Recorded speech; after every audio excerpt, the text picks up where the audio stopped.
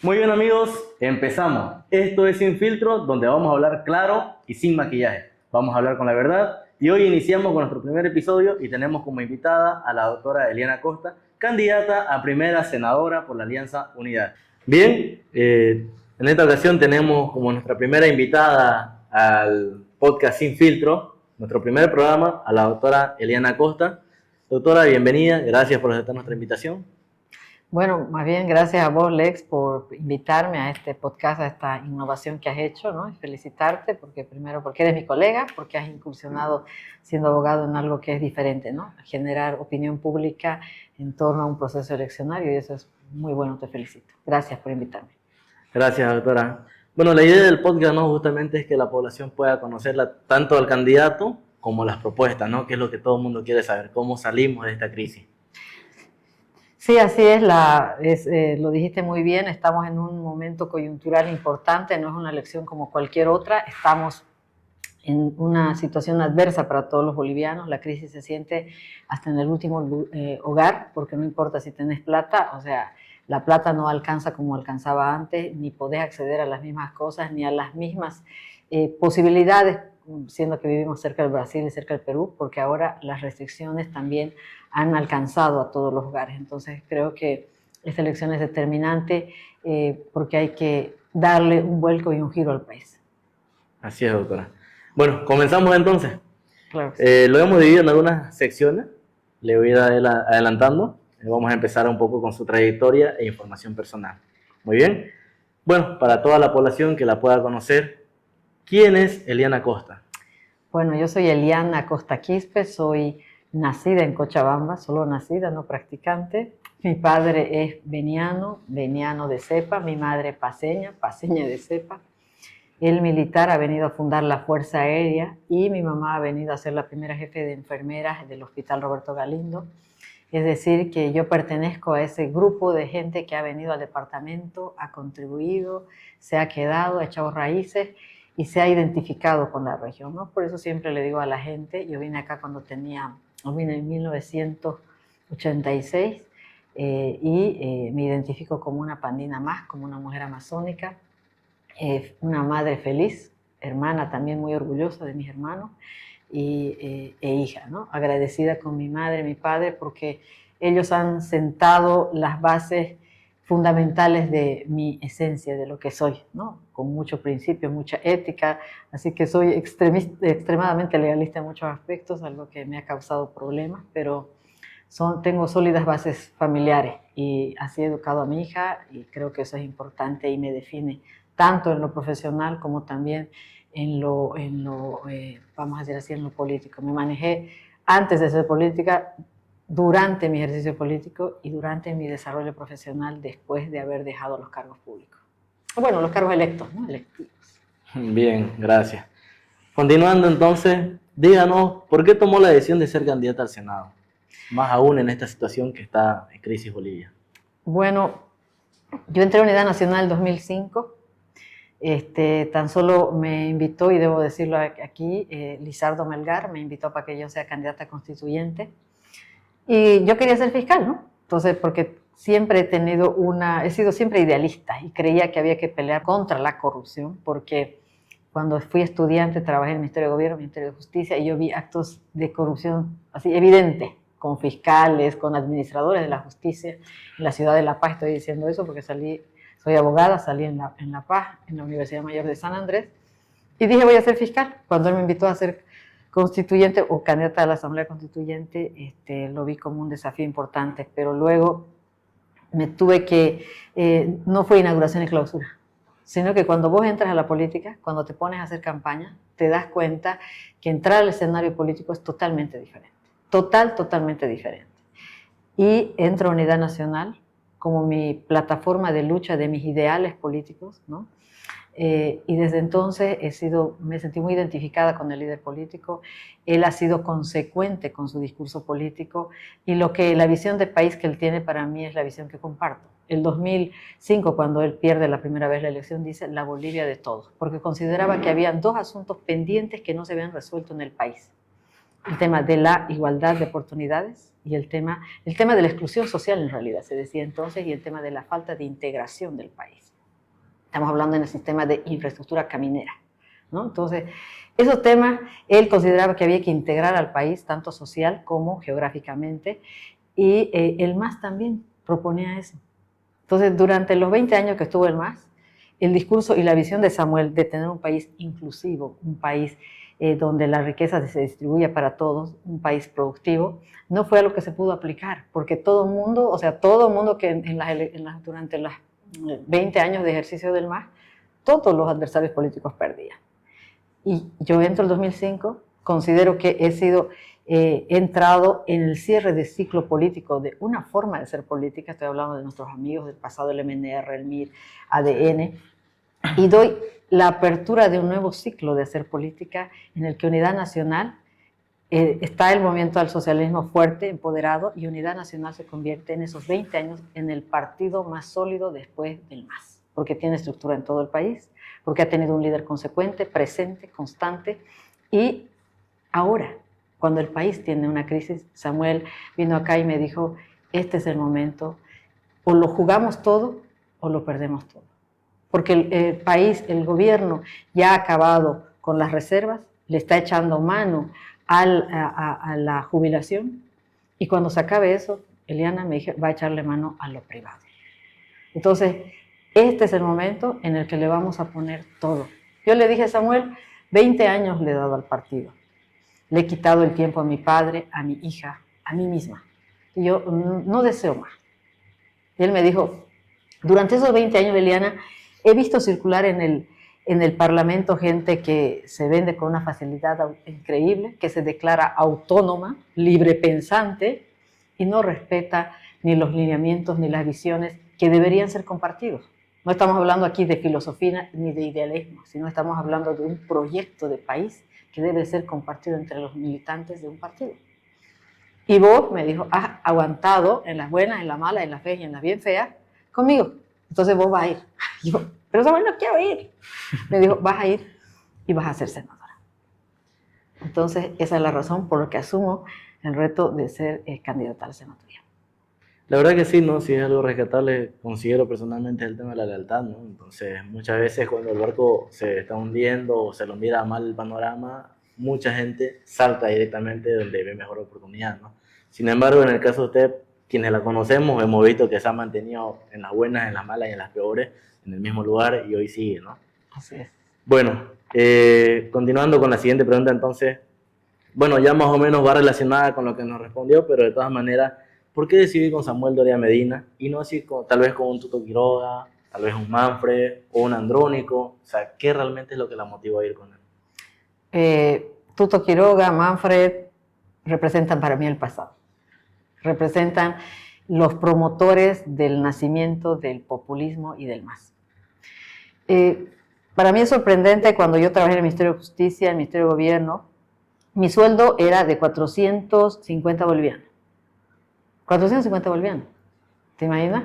Pero con los fondos reservados nos pagaban además un porcentaje, o sea, adicionalmente, como decirte, algo adicional al salario, ¿no? Que en el caso mío era como 1,000 pesos, ¿no?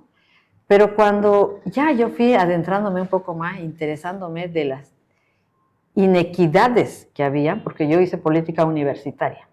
Y en la política universitaria nosotros no permitíamos que entren en la UNSA militares con uniforme o que entren a hacer política dentro de la universidad. Cuando incursioné en la política universitaria, y entonces me di cuenta, por ejemplo, que un parlamentario lograba ganar casi 50,000 bolivianos, entonces yo decía, wow, pensando en el departamento de Pando, y cuando venía cada vez de vacaciones, digo, no puedo creer que alguien que gana 50,000 bolivianos y que sabe que el salario mínimo es 450, no haya, primero, teniendo el poder, modificado eso. No haya hablado de la distribución inequitativa que había. Entonces, para mí, esa exclusión social, por eso cuando empecé a leer teoría del Estado más, yo dije, miércoles, hay una exclusión social de verdad, promovida por la forma en la que se administraba igual el Estado. Y debido a ello, para mí ha nacido el movimiento al socialismo. Primero nace Marx Fernández con ese discurso populista y luego la muerte de él le ha facilitado a Evo Morales encumbrarse como el nuevo líder de los grupos sociales, de los excluidos y todo aquello. ¿No es cierto? Entonces, para mí, nunca iba a sentirme identificada con los gobiernos del pasado, por eso entro a la política el 2005, porque primero lo estudio Samuel Doria Medina, es un hombre que no nació en cuna de oro, sino que es un hombre que nació en lo que creo que es lo mejor del país, la clase media. Para mí la clase media se rompe el lomo estudiando, se preocupa en tener su propio emprendimiento, cumple sus deberes, tiene sus bienes, los adquiere de manera lícita, las compra, paga los impuestos que tiene que pagar. Para mí la clase media creo que los países grandes lo son porque hay una clase media productiva, ¿no es cierto? Entonces lo estudio a Samuel y yo dije, este hombre me gustó cuando lo escuché hablar y cuando él me contó, conocí su historia, le dije Samuel y me invitó después de la Asamblea Constituyente. Yo creí que ahí se terminaba todo, pero cuando él me dijo, ¿te puedes hacer cargo de las mujeres? ¿Puedes capacitarlas? Entonces le dije, Samuel, no debería quedarme en la política porque cuando hablé con mi familia me dicen, te van a decir tonta, ladrona, te van a decir todo eso. Tienes 1000 opciones, me dijo mi padre. Eres una persona inteligente, buena profesional, eres ética, vas a tener siempre trabajo. ¿Por qué quiere entrar a la política? Entonces yo le dije, pese a eso recibió el apoyo de mi padre y entonces le conté eso a Samuel. Samuel, voy a entrar a Unidad Nacional. Pero ¿sabes por qué? Porque creo que vos sos el hombre que va a ampliar las clases medias de Bolivia. Y vas a hacer de Bolivia lo mejor, un país de clases medias, ¿no? Donde se distribuyan mejor los recursos. Y por eso voy con Samuel, no voy con Tutu, no voy con Manfred, ni voy con nada del pasado, aunque me tocó aquí trabajar con las estructuras del pasado. Porque de ninguna manera iba a trabajar con el MAS. Tenía que trabajar con las estructuras opositoras, aunque hayan representado en el pasado. Y fue algo difícil para mí. Fue complicado, ¿no? He aprendido cosas muy buenas de ellos, pero también he tenido muchos insabores con ellos, ¿no? Pero respeto a aquellos que he conocido también, por supuesto. Bien, interesante. Bueno, a ver, de todas las propuestas del plan de gobierno que tiene Samuel, que lo he denominado Soluciones para un Nuevo País, ¿cuál considera que es la más relevante, la que tal vez le cautivó más a usted? Digo, no, esta es su propuesta principal, esta es la macro, ¿y por qué? Como te dije, a ver, ¿cuánto del porcentaje de Bolivia está vamos a decir así, son servidores públicos, pero cuánto está en el emprendedurismo, o sea, es por cuenta propia, genera sus recursos? Es alrededor del 75% de Bolivia, del 73%. Viven, son emprendedores, empresarios, o sea, cuentapropistas. O sea, estamos hablando, y algo que dice Samuel, es que nuestro país es rico en cuanto al ingenio y la capacidad inventiva de nuestra gente. Nuestra gente se la ingenia de todo, y en todo el país. Nuestros jóvenes, por ejemplo, cuando hubo la pandemia, han generado los delivery, que ahora es todo un negocio, ¿no es cierto? Sí, sí. O sea, han generado este tipo de servicios, ¿no? Donde para mí soy neófita y por eso es que te felicito, nuestros alumnos no me hubiera animado a incursionar, pero son los nuevos, han creado, los nuevos emprendedores han creado los nuevos emprendimientos y las nuevas visiones. Entonces, para mí, lo principal que propone Samuel es una revolución del emprendedurismo. Y lo ve el emprendedurismo no solo desde el tema productivo, lo ve desde el tema de las potencialidades de cada departamento, porque Samuel ha sido el hombre que ha tenido la capacidad de traducir no solo soluciones para Bolivia, sino también soluciones para cada departamento, para Pando en este caso, porque como te digo, después del MAS no existe otro partido más sólido y con mayor estructura que Unidad Nacional. En toda Bolivia existe Unidad Nacional, ¿no? Entonces, ha permitido vislumbrar políticas claras, y en el caso, por ejemplo, de Pando, considera que el emprendedurismo debe enfocarse ¿en qué? En el turismo. En el turismo, porque aquí vendemos servicios turísticos, tenemos atractivos turísticos, tenemos 2 potenciales países consumidores en ambos lados y que podríamos ser perfectamente intermediarios de esos servicios turísticos, porque tenemos universidades donde la mayor cantidad, alrededor de más de 6.000 estudiantes brasileños tenemos aquí en nuestro departamento, en nuestro municipio, ¿no es cierto? Entonces, no aprovechar lo que los servicios, lo que la universidad o el que esté en estudiante brasilero y lo que... Ese flujo migratorio que sí, hay, ¿no? sí, o sea, todos esos servicios conexos que generaría que están los brasileros es lo que para mí considero que Samuel, cuando habla de la revolución del emprendedurismo, es determinante. Bien, interesante. Bueno, entonces ahora vamos a pasar, ahorita antes de profundizar en cuestión de las propuestas, creo que es importante también a los candidatos, ¿no? Tanto a usted, a todos los candidatos, vamos a repetir las preguntas, en su mayoría por lo menos, ¿no? A no ser que varíe alguna que otra cuestión en cuestión al partido específicamente o a las propuestas del plan de gobierno que tiene el partido. Pero esto creo que deberían saberlo todos los candidatos. Rol y funciones de un senador. De acuerdo al reglamento general de la Cámara de Senadores, ¿qué facultades tiene un senador?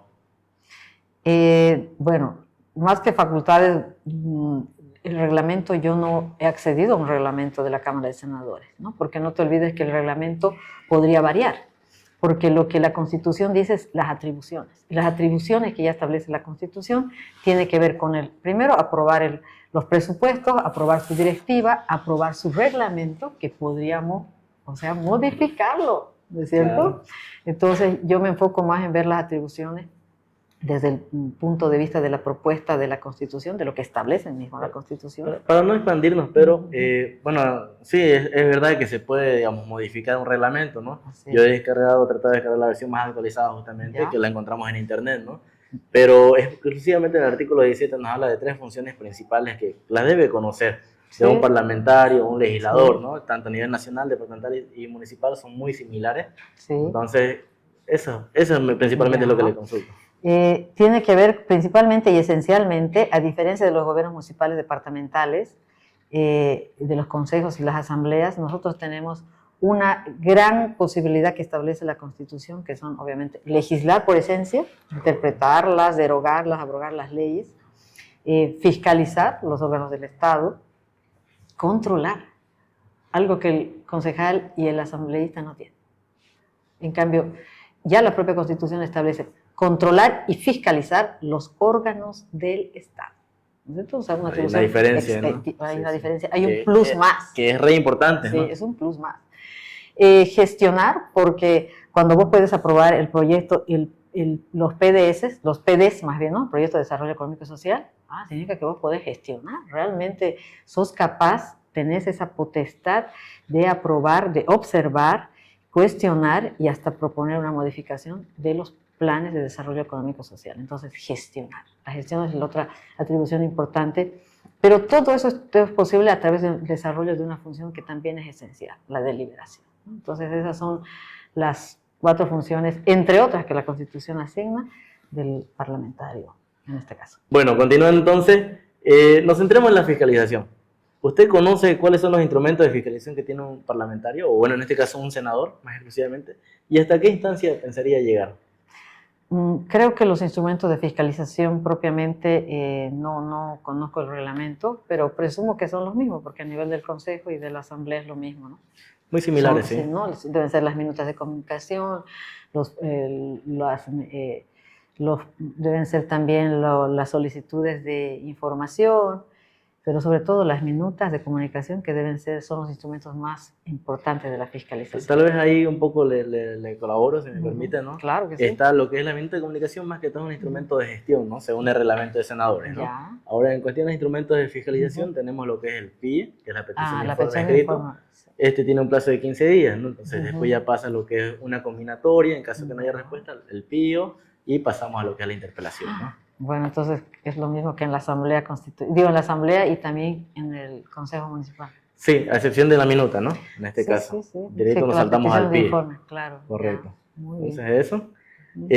Bueno, ahora, de acuerdo al artículo 19 del mismo reglamento, el inciso G, menciona como un deber de un senador el presentar, promover o propiciar proyectos de ley de interés nacional, regional o sectorial. Si usted es electa, ¿cuáles son las leyes prioritarias que llevará al Senado en su primer año de gestión? Las atribuciones de la ALP como tal son 23. Y dentro de esas 23 están unas que son esenciales para el desarrollo de nuestro departamento. ¿Cuál sería?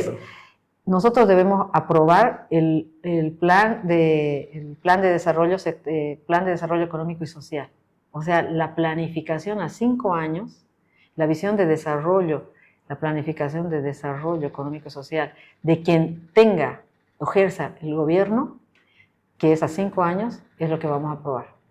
Y mi propósito principal es que esa visión de desarrollo contemple la visión de desarrollo productivo de nuestro departamento. Porque ¿eso qué implica? Implica que nosotros, por ejemplo, nuestro potencial no es agrario. Nosotros no hablamos ni pensamos en producción agraria. Nosotros somos agrosilvopastoriles, pero nuestro potencial está enfocado en el aprovechamiento de los frutos amazónicos, de los recursos no maderables y maderables. Entonces, lograr que ese plan de desarrollo económico y social contemple en su propuesta enfocada al desarrollo productivo ese aspecto de Pando es una de mis tareas primeras que debo tomar, ¿no es cierto? ¿Sería una prioridad para usted? Por supuesto, es para mí la prioridad, porque aquí una de las propuestas que Samuel tiene, obviamente, es la cogestión de los recursos, de los recursos naturales, o de los recursos económicos entre el nivel central y el departamento. Es decir, que todo lo que generan los recursos, el aprovechamiento de los recursos estratégicos, naturales del departamento, estamos hablando aquí madera y productos extractivos, todo lo que genera eso, el 50% debe quedarse en la región y el 50% debe irse a nivel central. No como pasa ahora, que nos dan un porcentaje mínimo.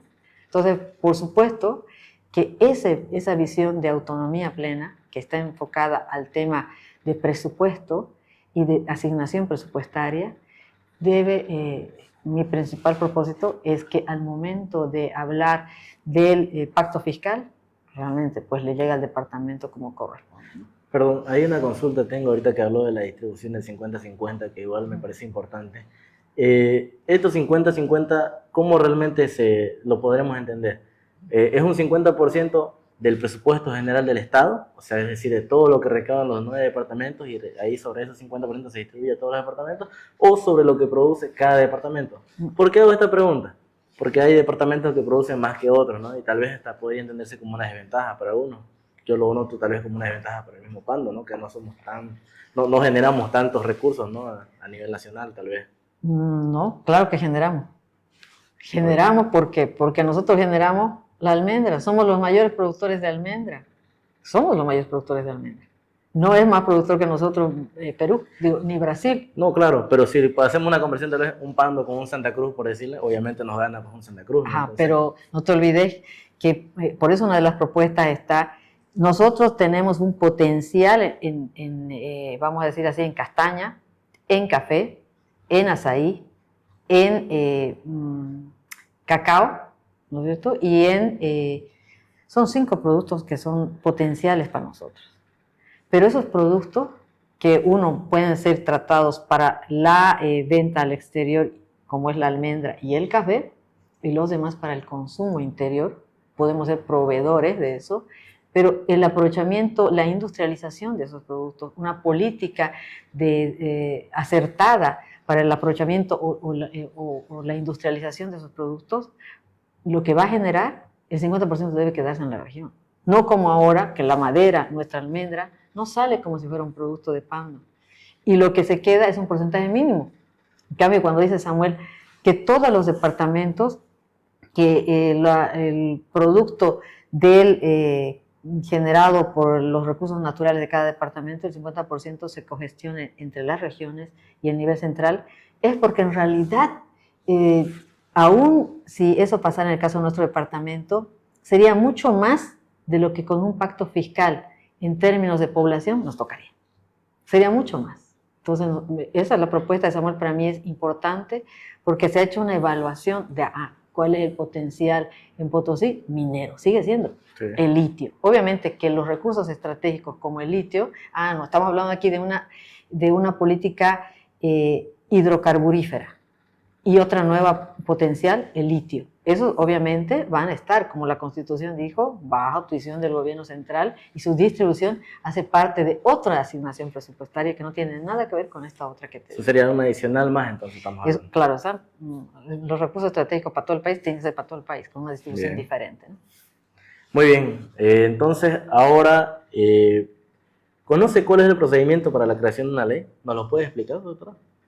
Claro que sí, la propia Constitución y los reglamentos establecen que para la creación de una ley puede ser primero la iniciativa, que puede ser ciudadana o puede ser a través de la iniciativa de una Cámara, Correcto. sea alta o la baja, de senadores o diputados, debe presentarse y debe, ya la propia Constitución en realidad establece el procedimiento, ¿no? Pero implica que desde la iniciativa, que puede ser ciudadana, puede ser por alguna de las cámaras, que se convierte en una cámara proponente, luego pasa a una cámara revisora y luego pasa a una... ¿Proponente o de origen? ¿no? O de origen, sí, ¿no? sí. Y luego a una cámara revisora, que si se aprueba en la primera, en la proponente, en la de origen, con un informe favorable, pasa a la cámara revisora, que también tiene que aprobarse, porque si no se aprueba ahí, como ha pasado y hemos visto en muchos casos, sale a veces de senadores a diputados y ahí se trunca. Y ahí se tranca. Y la norma establece que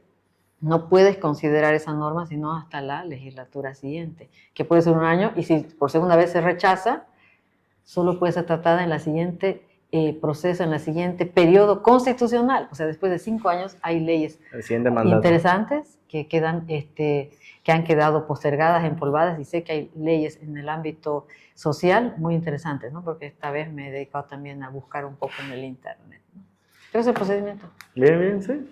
Sí, se resume en ello, ¿no? Sí.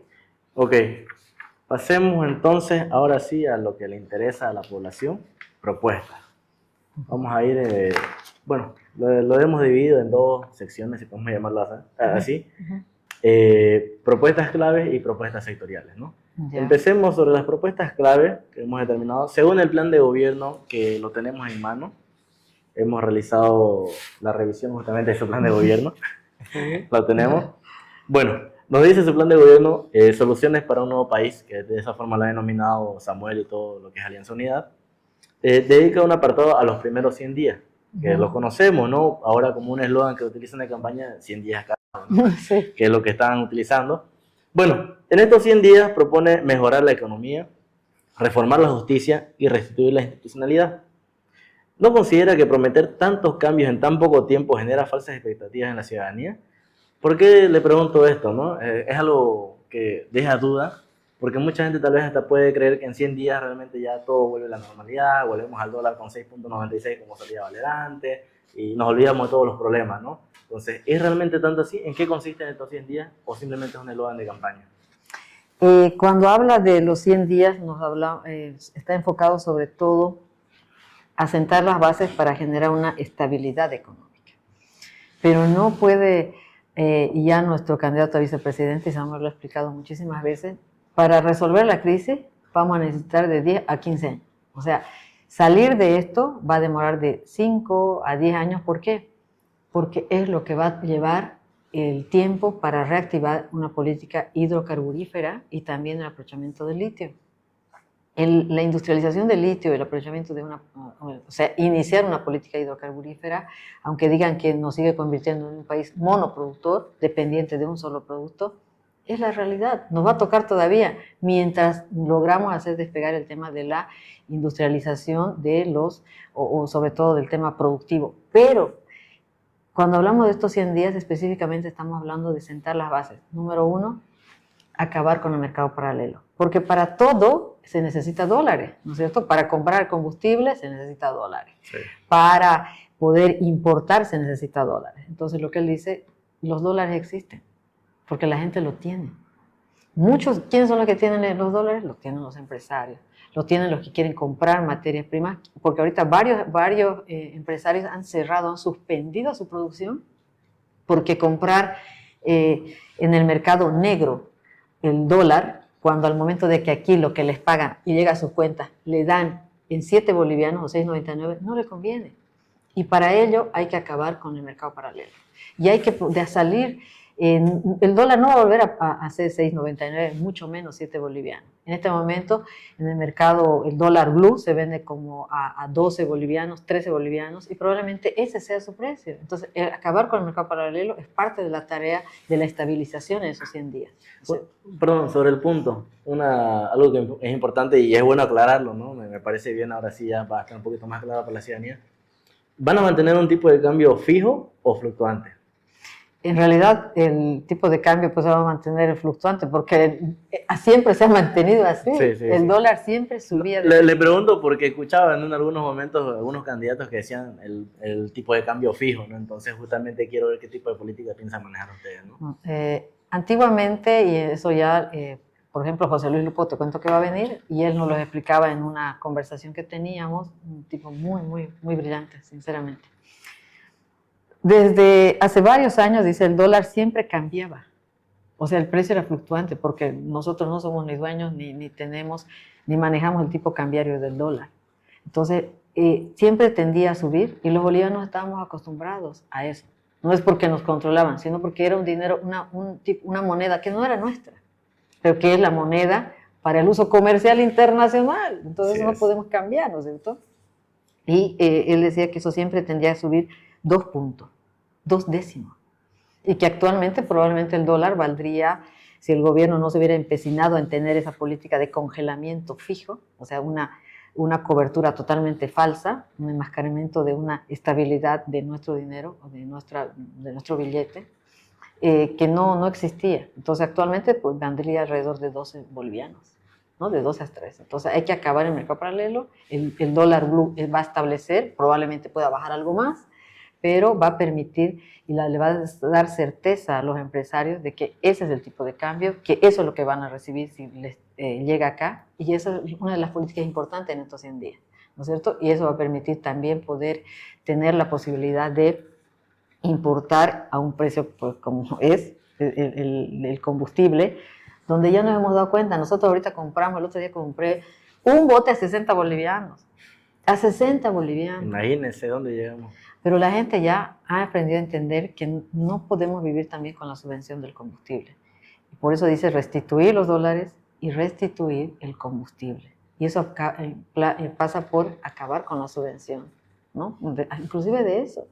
Porque no vamos a negar que realmente si va a subir el dólar, entonces automáticamente va a subir también el costo de la gasolina, lo que va a terminar a ponerle fin a esa subvención. Pero son las dos cosas urgentes, ¿no es cierto? Cambiar el rol del Banco Central de Bolivia, que se ha convertido en un botín del gobierno para sacar de ahí lo que quiere, cuando no, cuando debería haber cumplido otro rol el Banco Central de Bolivia, y eso tiene que ver mucho con el tema relacionado con la política cambiaria, la política monetaria, ¿no es cierto?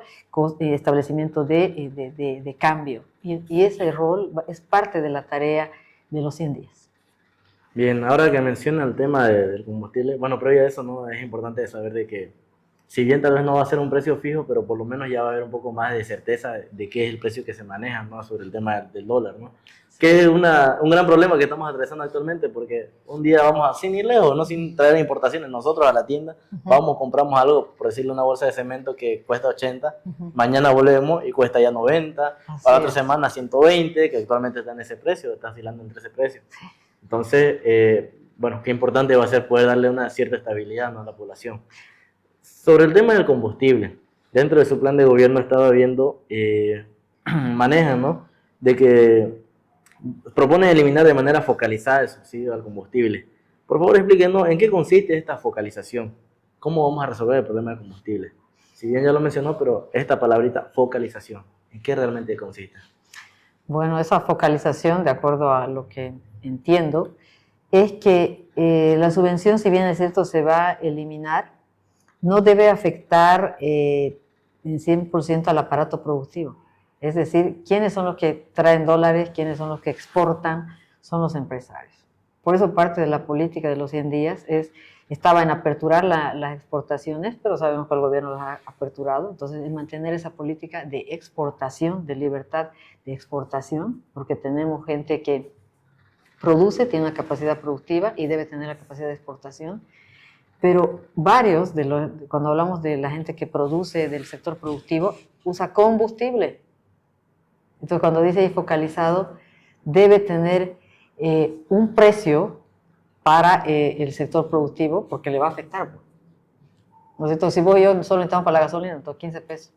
Pero para el que producía antes con un costo de subvención, le va a representar 3 veces, o sea, hasta 2 veces más.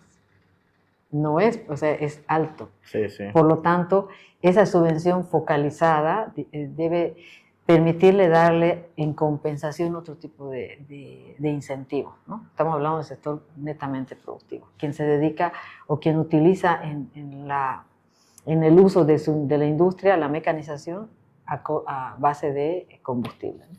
Podríamos decir que es una medida para evitar un gasolinazo en el tema del mercado interno, ¿no? La canasta familiar, que también influye dentro de esto, ¿no? Claro, o sea, no te olvides que ahorita el azúcar, por ejemplo, que produce Guavirá, Santa Cruz, en este momento aquí lo podemos comprar nosotros.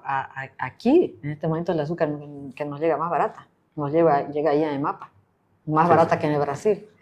Pero cuando ellos ya tengan el combustible, deje de ser subvencionado, entonces lo van a querer subir, y para que no sea un shock para el comprador, ¿no es cierto? Entonces Samuel tiene que generar lo que dice él, debe ser focalizado, tendiente a que no perjudique a los grupos más vulnerables, los que adquirimos el producto. Eso va a ser también importante. Bien, es bueno aclararlo. Bueno, doctora, ¿qué opina de acceder a un préstamo con el FMI? Bueno, algo importante. Fondo Monetario, ¿no? Sí, sí, es importante.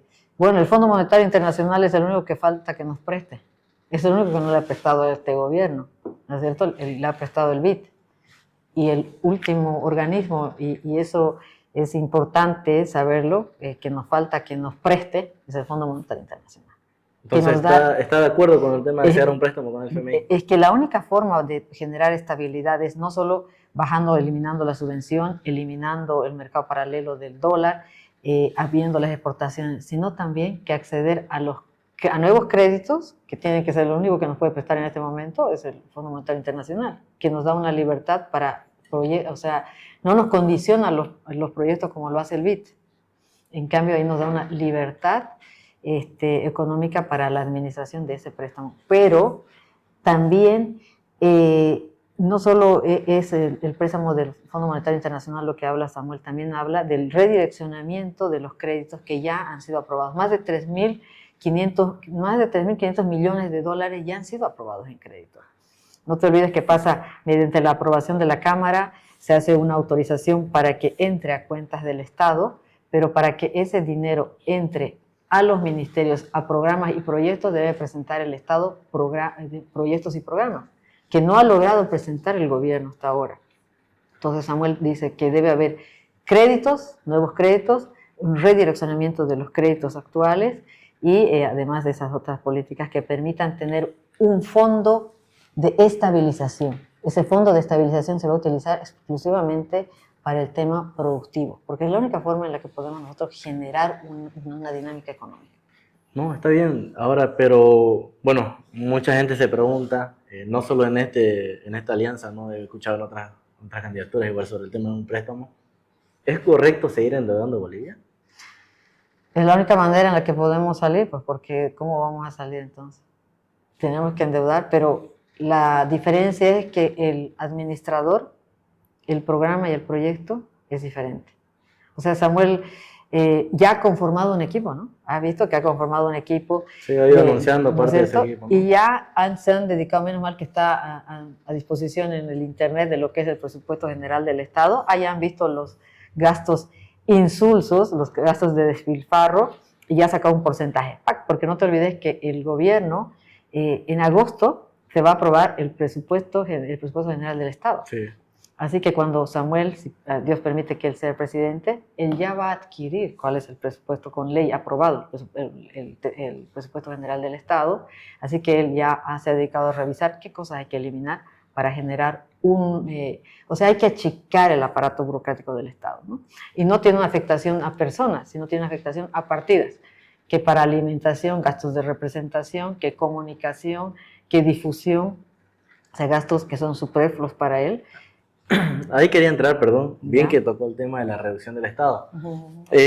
Dentro también del plan de gobierno, ¿no? Que justamente habla sobre el tema de los primeros 100 días, es un apartado exclusivo que le han hecho en su plan de gobierno, nos habla sobre el tema de los bonos sociales, Juancito Pinto, Juana Zurduy, y ustedes lo clasifican como los bonos sociales no se tocan.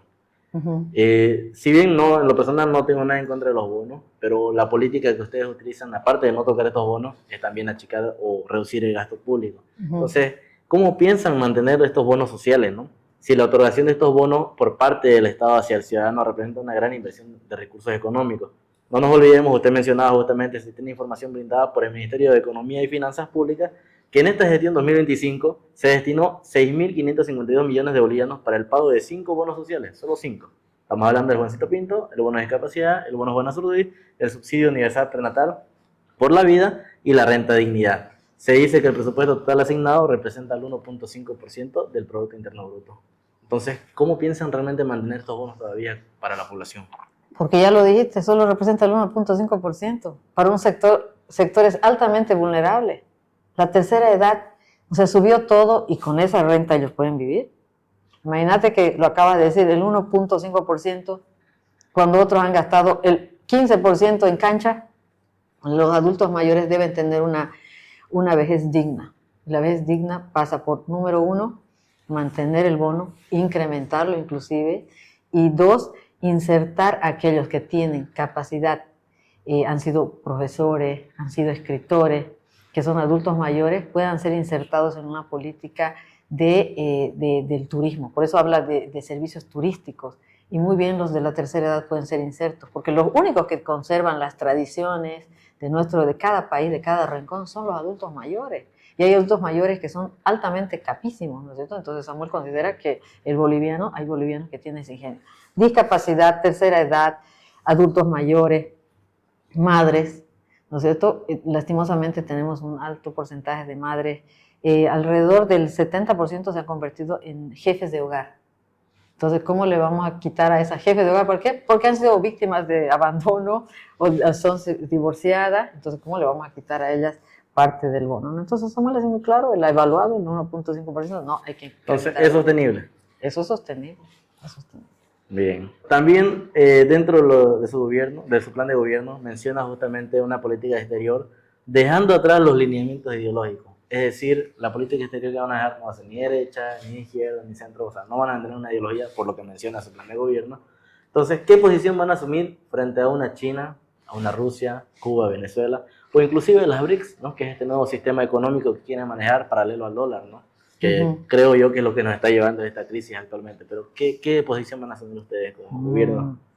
Bueno, tenemos que redireccionar la política exterior, ¿no? O sea, nosotros hacemos parte o tenemos que, la economía ahora es global, ¿no es cierto? La venta de servicios es global. La lucha de aspectos como el narcotráfico, la trata de personas es global. Así que vos no podés salirte del contexto de generar también una nueva visión, un nuevo paradigma en la forma en la que vos vas a llevar la política exterior.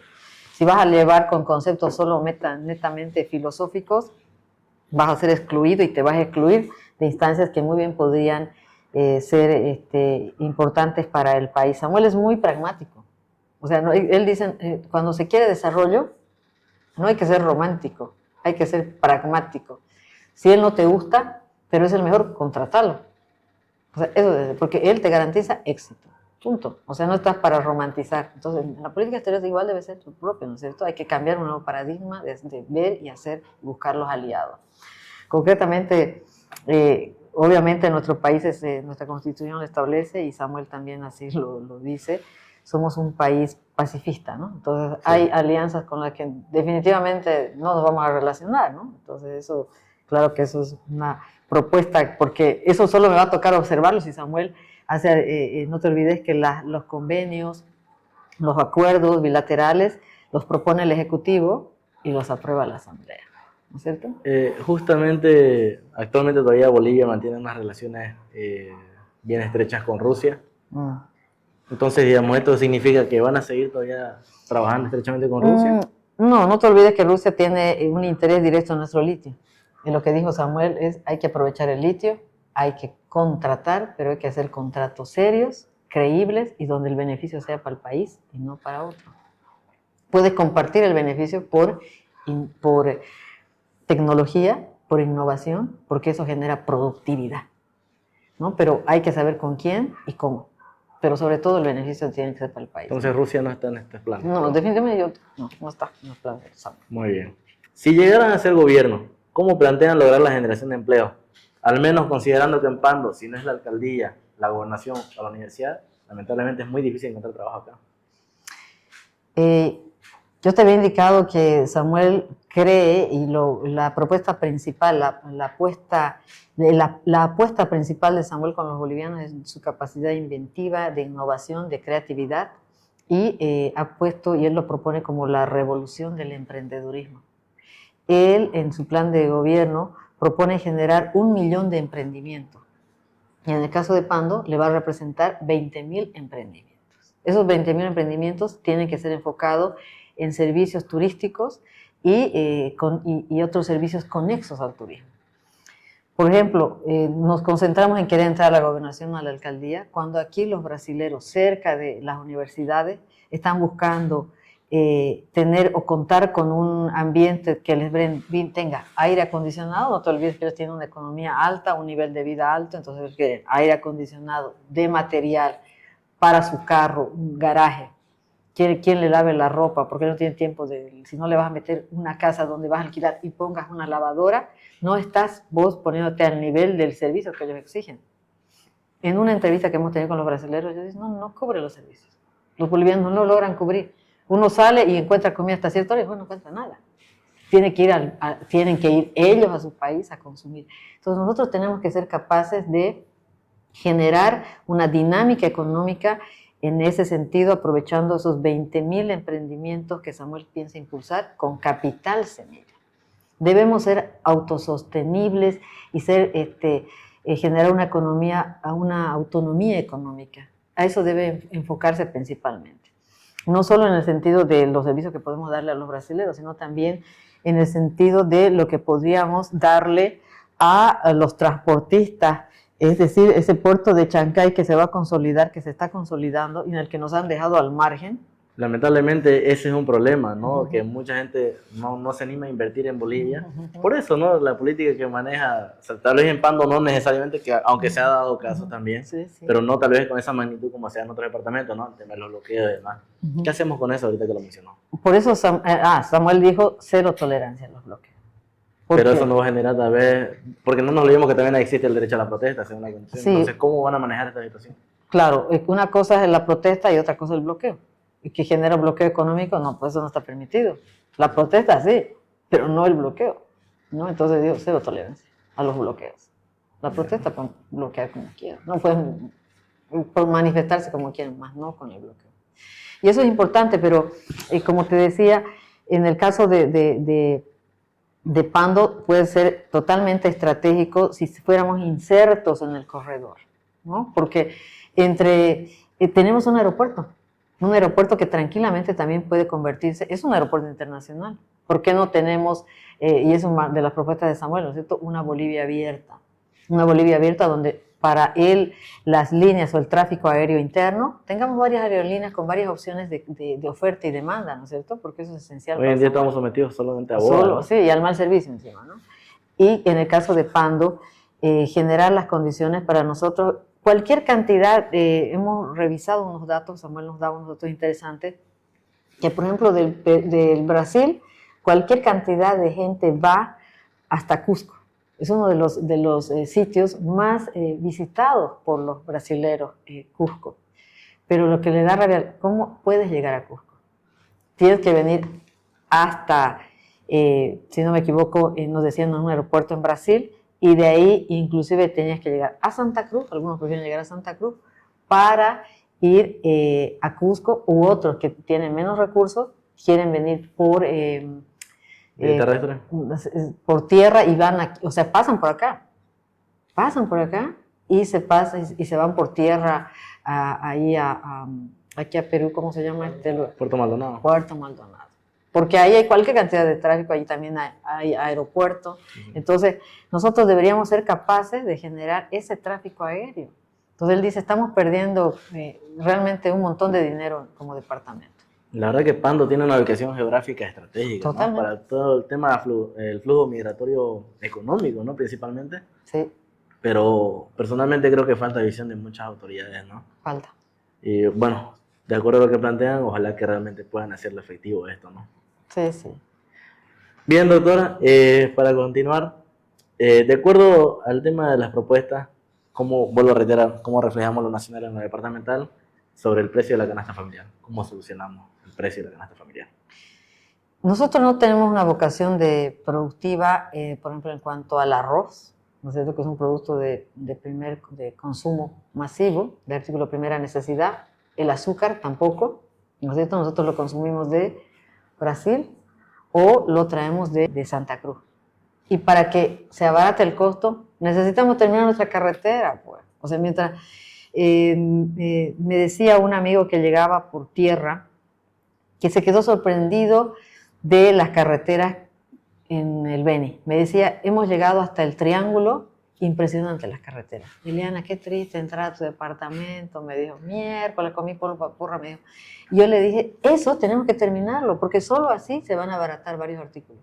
¿No es cierto? Nosotros ahorita traemos del Perú, pero no nos conviene, porque el tipo de cambio con nuestro bendito problema con el dólar, o sea, vale 4 bolivianos, el real también. Entonces nosotros, Santa Cruz es un monstruo en producción. Sí. Puede darnos azúcar, puede darnos arroz. Y nos ha demostrado con este bloqueo que hubo que nos ha afectado casi toda Bolivia. Totalmente. ¿No? Entonces, no tenemos, en cuanto a algunos artículos de primera necesidad, bien podrían proveernos, bajar el costo si nosotros tuviéramos carretera. Es esencial para bajar los costos de la canasta familiar, tener consumo interno, que bien pueden brindarnos en algunos productos que te digo que son estratégicos, como el azúcar, el arroz, el aceite, las 3 cosas. Y lo demás, ¿cuántos tenemos de nuestros municipios son productores de plátano, yuca, papaya, cítrico? O sea, tenemos varias cosas que consumimos también dentro de la canasta familiar. No producimos, por ejemplo, nosotros maíz, nunca vamos a ser competitivos, de eso estamos hablando, ya estoy hablando para los cárnicos, chancho, aves y ganado, que es el otro tema estratégico para nosotros. O sea, debe convertirse, debe cambiarse parte de los complejos, bueno, de los, vamos a decir así, de los aspectos productivos estratégicos en la propuesta de Samuel para nuestro departamento está la ganadería intensiva. O sea, hay que cambiar la ganadería extensiva por ganadería intensiva, donde en 8 o 5 hectáreas es posible generar en un tiempo corto el crecimiento de una res para el consumo final. Pero si nosotros no cambiamos nuestra política, por ejemplo, el maíz en este momento, alimentar a estos animales implica que tenemos que comprar un maíz del Brasil, pero son productos transgénicos, ¿no es cierto? Siendo que nuestra vocación, si tenemos 8 hectáreas que podemos utilizarlo para la ganadería intensiva, una parte podemos utilizarlo para sembrar maíz, pero maíz mejorado. O sea, debemos dejar de salir del chip donde los productos transgénicos, si los consumimos de Brasil, de Perú, de todo lado, o sea, nosotros podemos producirlos para la cría complementaria de nuestras aves, de nuestro ganado, para poder bajar un poco el costo de lo que va a implicar al final el producto final, ¿no? Y acceder a unos precios justos. Samuel dice eso, ¿no? O sea, debemos cambiar la forma, cambiar la ganadería extensiva por la intensiva en el departamento de Pando. Debemos permitir el uso de la biotecnología, ¿no? Porque si nosotros seguimos queriendo usar semilla orgánica, o sea, primero nunca vamos a ser competitivos, por eso no somos competitivos para producir varios productos, pero sí para por lo menos la alimentación complementaria para adquirir productos finales que abaratarían un poco los costos, ¿no? No es cierto, ¿no? La verdad que la tecnología y el mundo están avanzando y considero que Bolivia tiene que avanzar con él, ¿no? Sí. Bueno, doctora, te mencionaba sobre el tema de las carreteras, que es importante. Bueno, dos preguntas.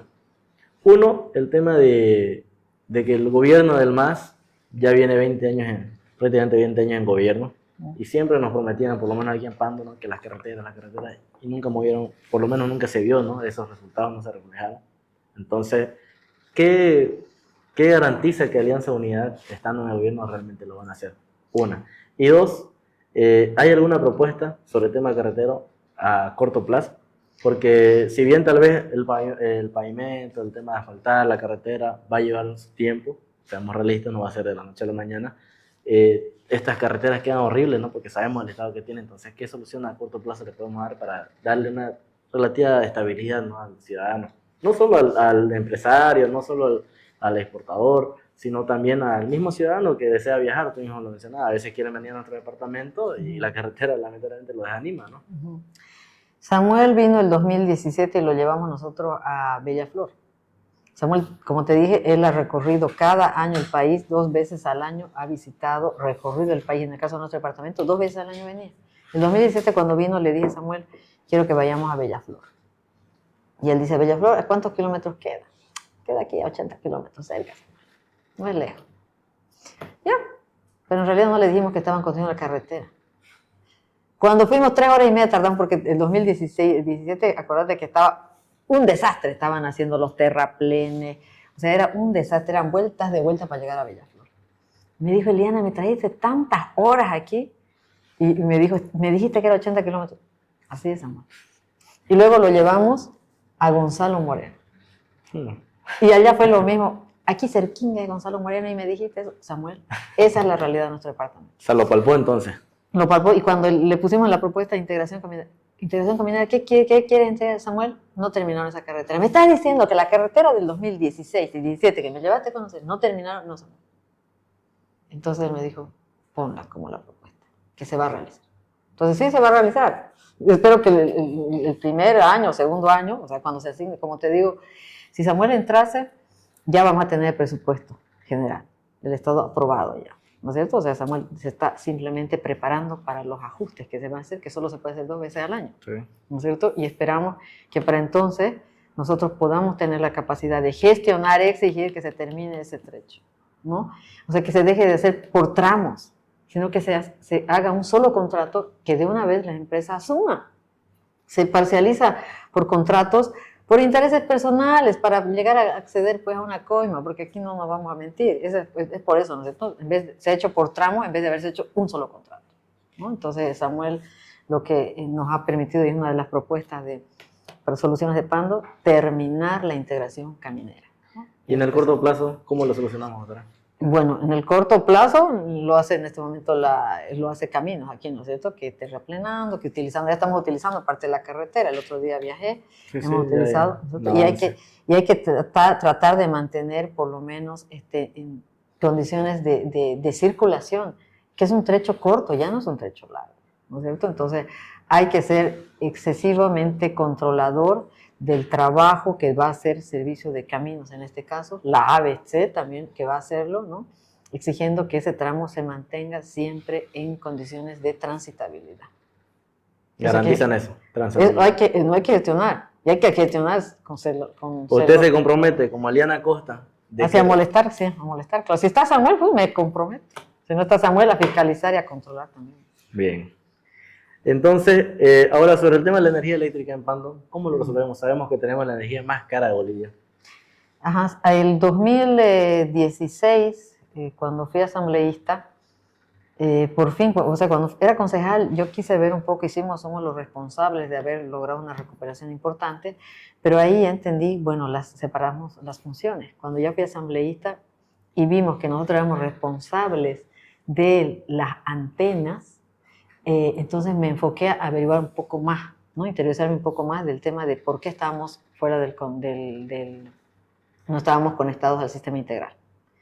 Y resulta que porque tienes que usar antenas de baja, de alta tensión, que nuestra zona boscosa no lo permite y que implicaría muchísimo recurso, porque no es suficiente. Estamos a una distancia que tienes que utilizar un cierto cable de alta tensión, de baja tensión, que llegando aquí sería una miseria, y que por lo tanto tienes que utilizar transformadores, y los transformadores tienen que estar en el Beni.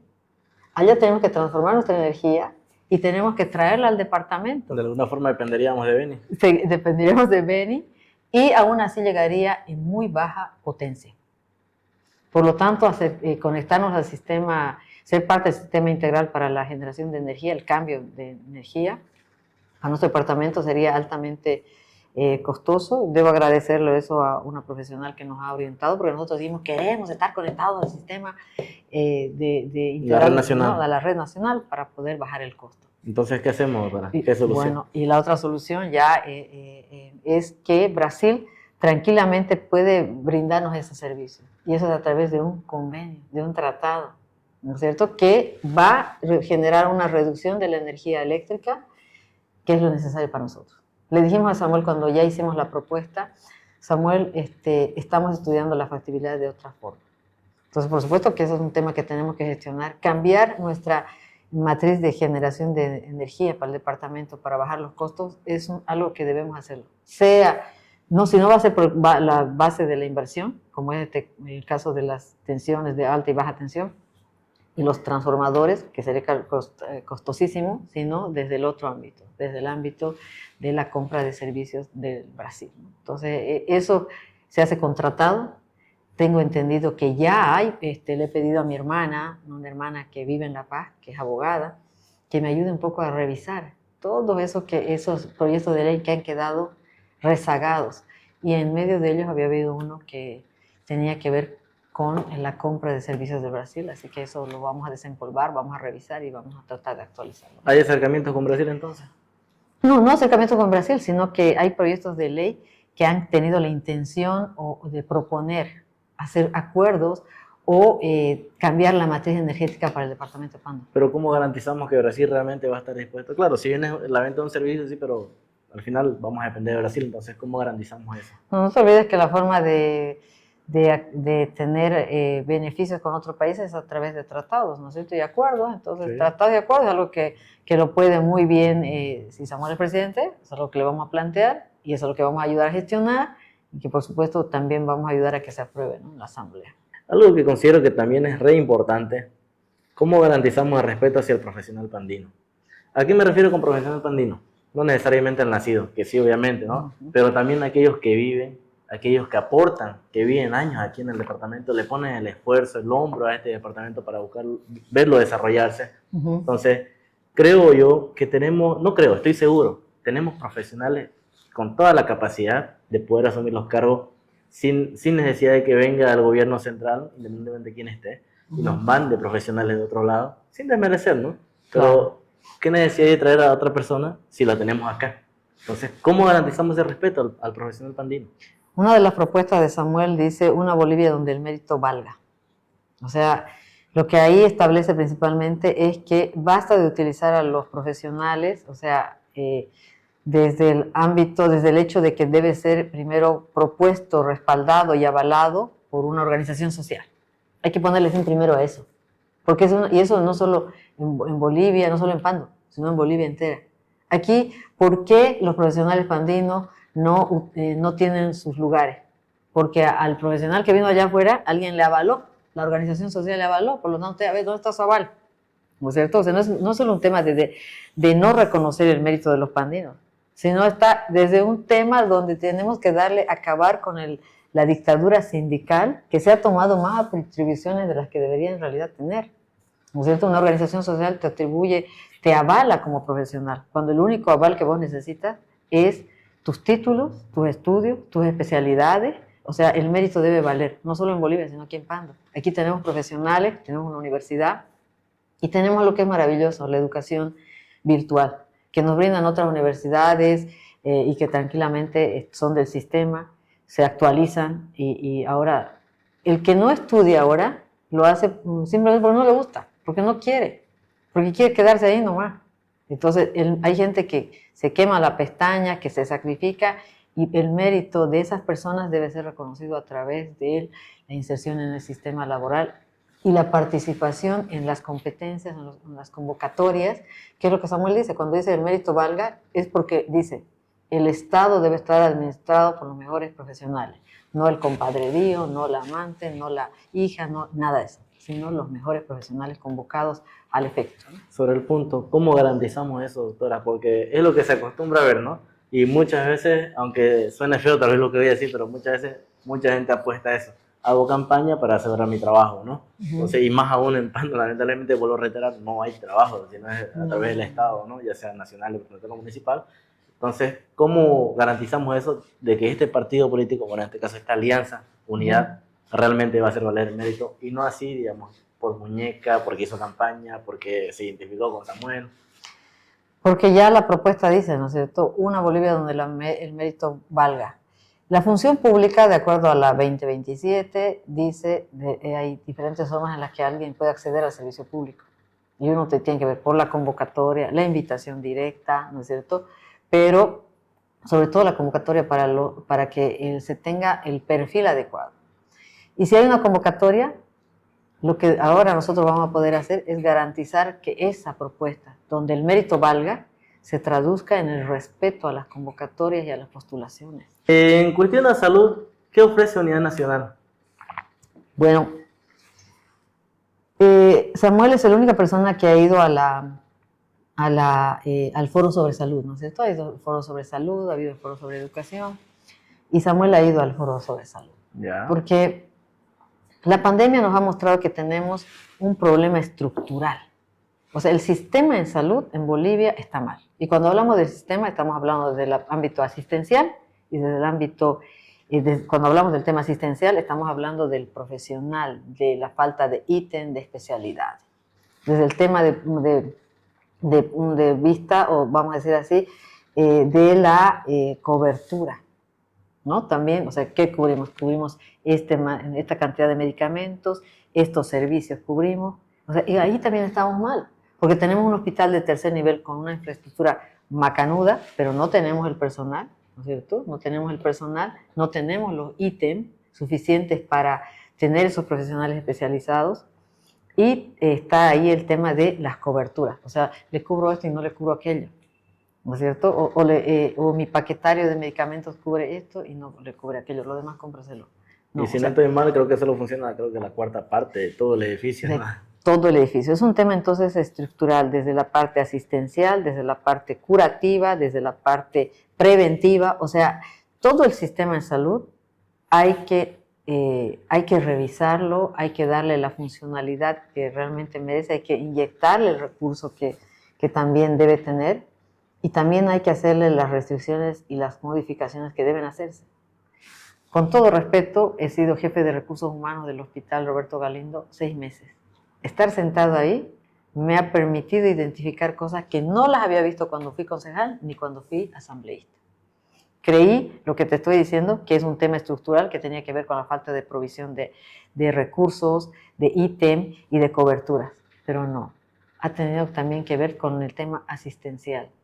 Hay gente que ya no está en condiciones de asistir a un enfermo, y es porque hay una resistencia a jubilarse, ¿no es cierto? Y debe haber, este tema debe resolverse. Debe resolverse porque perjudica en el cuidado de salud. Como una persona que tiene ya serios problemas para asistirse a sí mismo en lo personal, puede darle asistencia en salud a una persona. Entonces, ese tema lo he detectado en el hospital. Me dio muchísima pena de darme cuenta que parte del problema tiene que ver con el tema asistencial y la resistencia a querer aceptar que la salud, la atención en salud requiere condiciones que algunas personas ya no estén. Ahorita que habla en cuestión del tema de ítems y bueno, todos los parámetros que dio, la verdad que hay mucha gente, ¿no? Hablando específicamente en el sector salud, muchos jóvenes o personas que son de esta área, que a veces ya estudian medicina, pero no necesariamente con la visión de quedarse en el departamento, porque justamente lo que no hay es ítems, entre otras condiciones, ¿no?, que necesita para poder trabajar. Entonces ellos estudian medicina con la visión de ¿qué? De irse a Brasil, sí, a buscar el más médico, que es lo que está de moda, ¿no? Entonces, ¿cómo garantizamos que estos profesionales se mantengan acá? ¿Cómo garantizamos los ítems que tanto requieren? Parte cuando hablaba Samuel de la autonomía plena, o sea, una autonomía plena que tiene que ver con el incremento de los recursos, o que el 50% de los recursos se cogestionen entre el nivel central y en los niveles departamental y municipal, tiene que ver con que esos recursos deben ser inyectados de manera directa en 2 temas esenciales: la salud y la educación. Significa que ahí va a haber la posibilidad de generar nuevos ítems, ¿no es cierto?, nuevos empleos, mayor apoyo en el tema de infraestructura, y eso implica y demanda pues mayor personal, ¿no es cierto? Pero esa propuesta prácticamente garantiza que los médicos van a poder ser insertos en el mercado laboral, porque debemos ampliar las coberturas. debemos ampliar los servicios, debemos ser eficientes en la prestación de servicios. Sobre el punto, doctora, del tema de los ítems, ahorita volviendo atrás, conozco un poco esta área por mi madre, ¿no? Ella es enfermera también. Hoy en día ya no existen los ítems TGN, que eran, digamos, los más esperados, ¿no? Por este sector.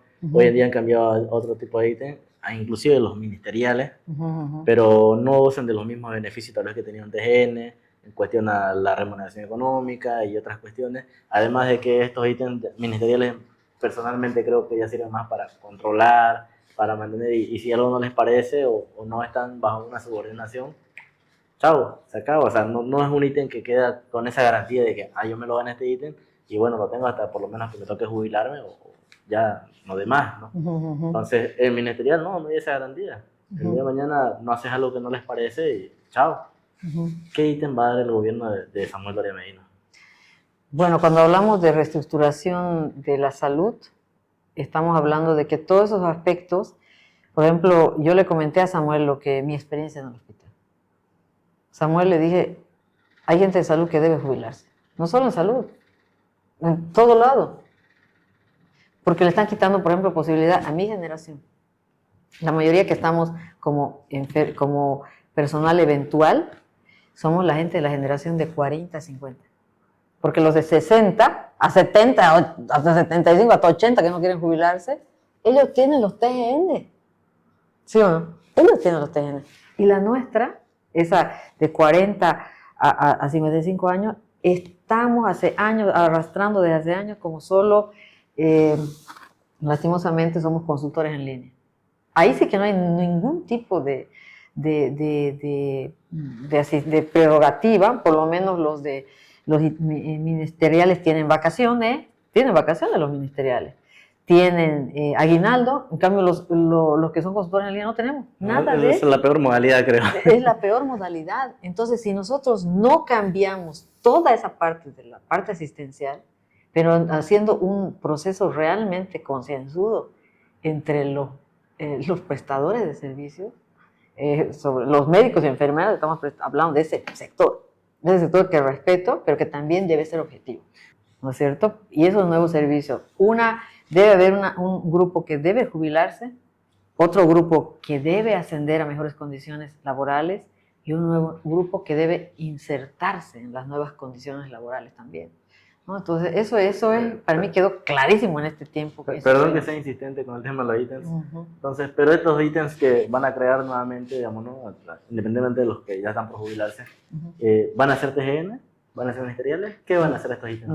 No. Eso yo no puedo decirte si van a ser TGN, ministeriales, porque cuando hablamos de la reestructuración de la salud, es un tema, por ejemplo, que yo lo entendí sentada ahí, pero es un tema que cuando Samuel tenga su equipo en esa parte sectorial, en el tema de asistencia de salud, le diga, sí, esta es la realidad. Porque no puedo proponerte algo si no tengo el diagnóstico, ¿no? Mi diagnóstico es lo que yo vi en el hospital, que debe ser una pequeña muestra de lo que debe ser en todo el país, esto más que seguro. Pero debe haber una autoridad que diga, este es el diagnóstico, estas son las condiciones, y hay que hacer, esta es la propuesta. ¿Está evaluación entonces todavía? Sí, claro, sí tiene que evaluarse. Samuel solo dice fortalecimiento y una revisión del sistema de salud. Ok. ¿Qué propuesta tiene para educación entonces, para poder ir avanzando?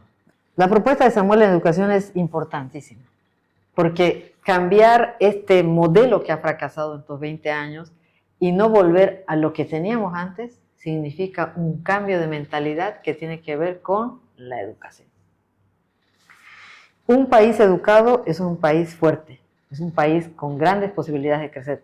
Número uno, no te olvides que la ley Avelino Señal ya tiene un tiempo, ya ha pasado debe someterse a la evaluación de resultados, donde definitivamente hay que cambiar el modelo de educación, hay que cambiar el paradigma. La malla curricular. La malla curricular. Debe cambiar la malla curricular, que tiene que ver, ya Samuel lo dice, hay que incluir materias del emprendedurismo, de tal manera que los que salgan con alguna capacidad o capacitación técnica media, o con un plan de negocio que les permita emprender, ¿no es cierto?, y generar autonomía económica. Entonces la educación tiene que ver con eso. Cambiar la malla curricular, incluir el emprendedurismo, incluir capacitación para la elaboración de planes de negocio, incluir la posibilidad de dar semilla o dinero para los que, o sea, y Samuel dijo, ¿no?, que su sueldo lo va a destinar para eso, para que quienes sean los mejores alumnos tengan proyectos productivos, planes de negocio productivos, se les dé la posibilidad de hacer recursos, la financiación, el financiamiento para ello. Entonces tiene mucho que ver con eso. No, la educación no va a ser suficiente si no le inyectamos algo que es importante, una revolución tecnológica. Todos deberíamos tener, y así se propuso en la agenda patriótica, que deberíamos tener una salud. Uno de los PDS, de los planes de desarrollo sostenible, es lograr una educación tecnológica. Pero ¿cuántos colegios tienen internet? Tendrán aquí en la capital, pero en el área rural tienen internet. Tenemos 1000 antenas y tienen internet.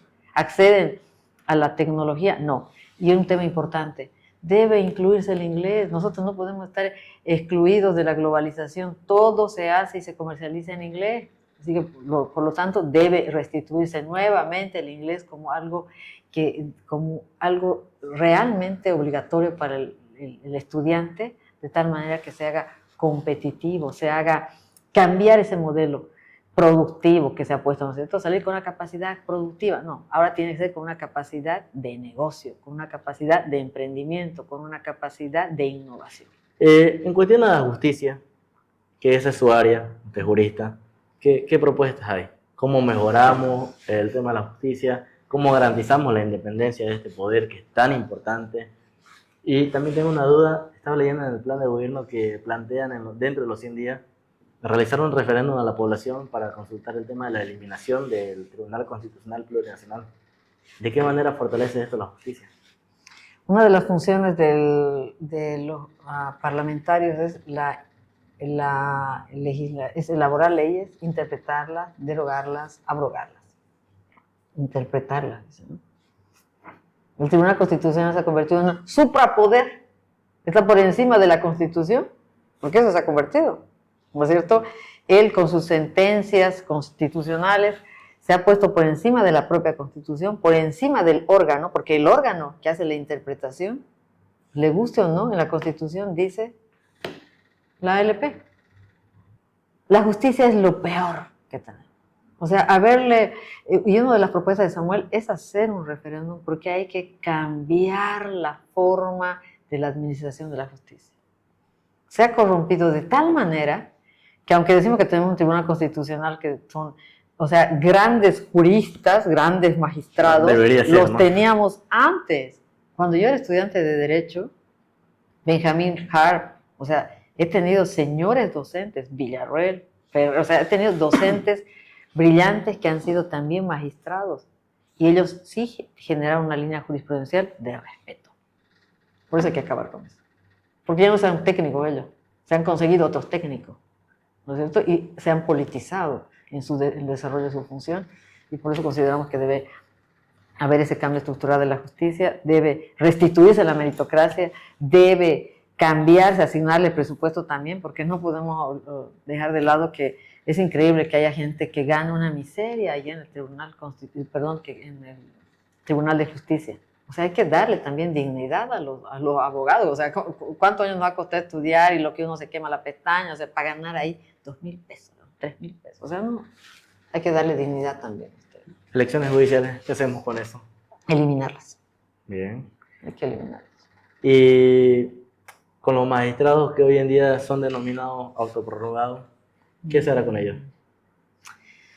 Bueno, la verdad que ellos han, como te digo, no hay nada que decir que el Tribunal Constitucional se ha convertido en una instancia o sea, por encima de la Constitución, que hay que terminar con ella.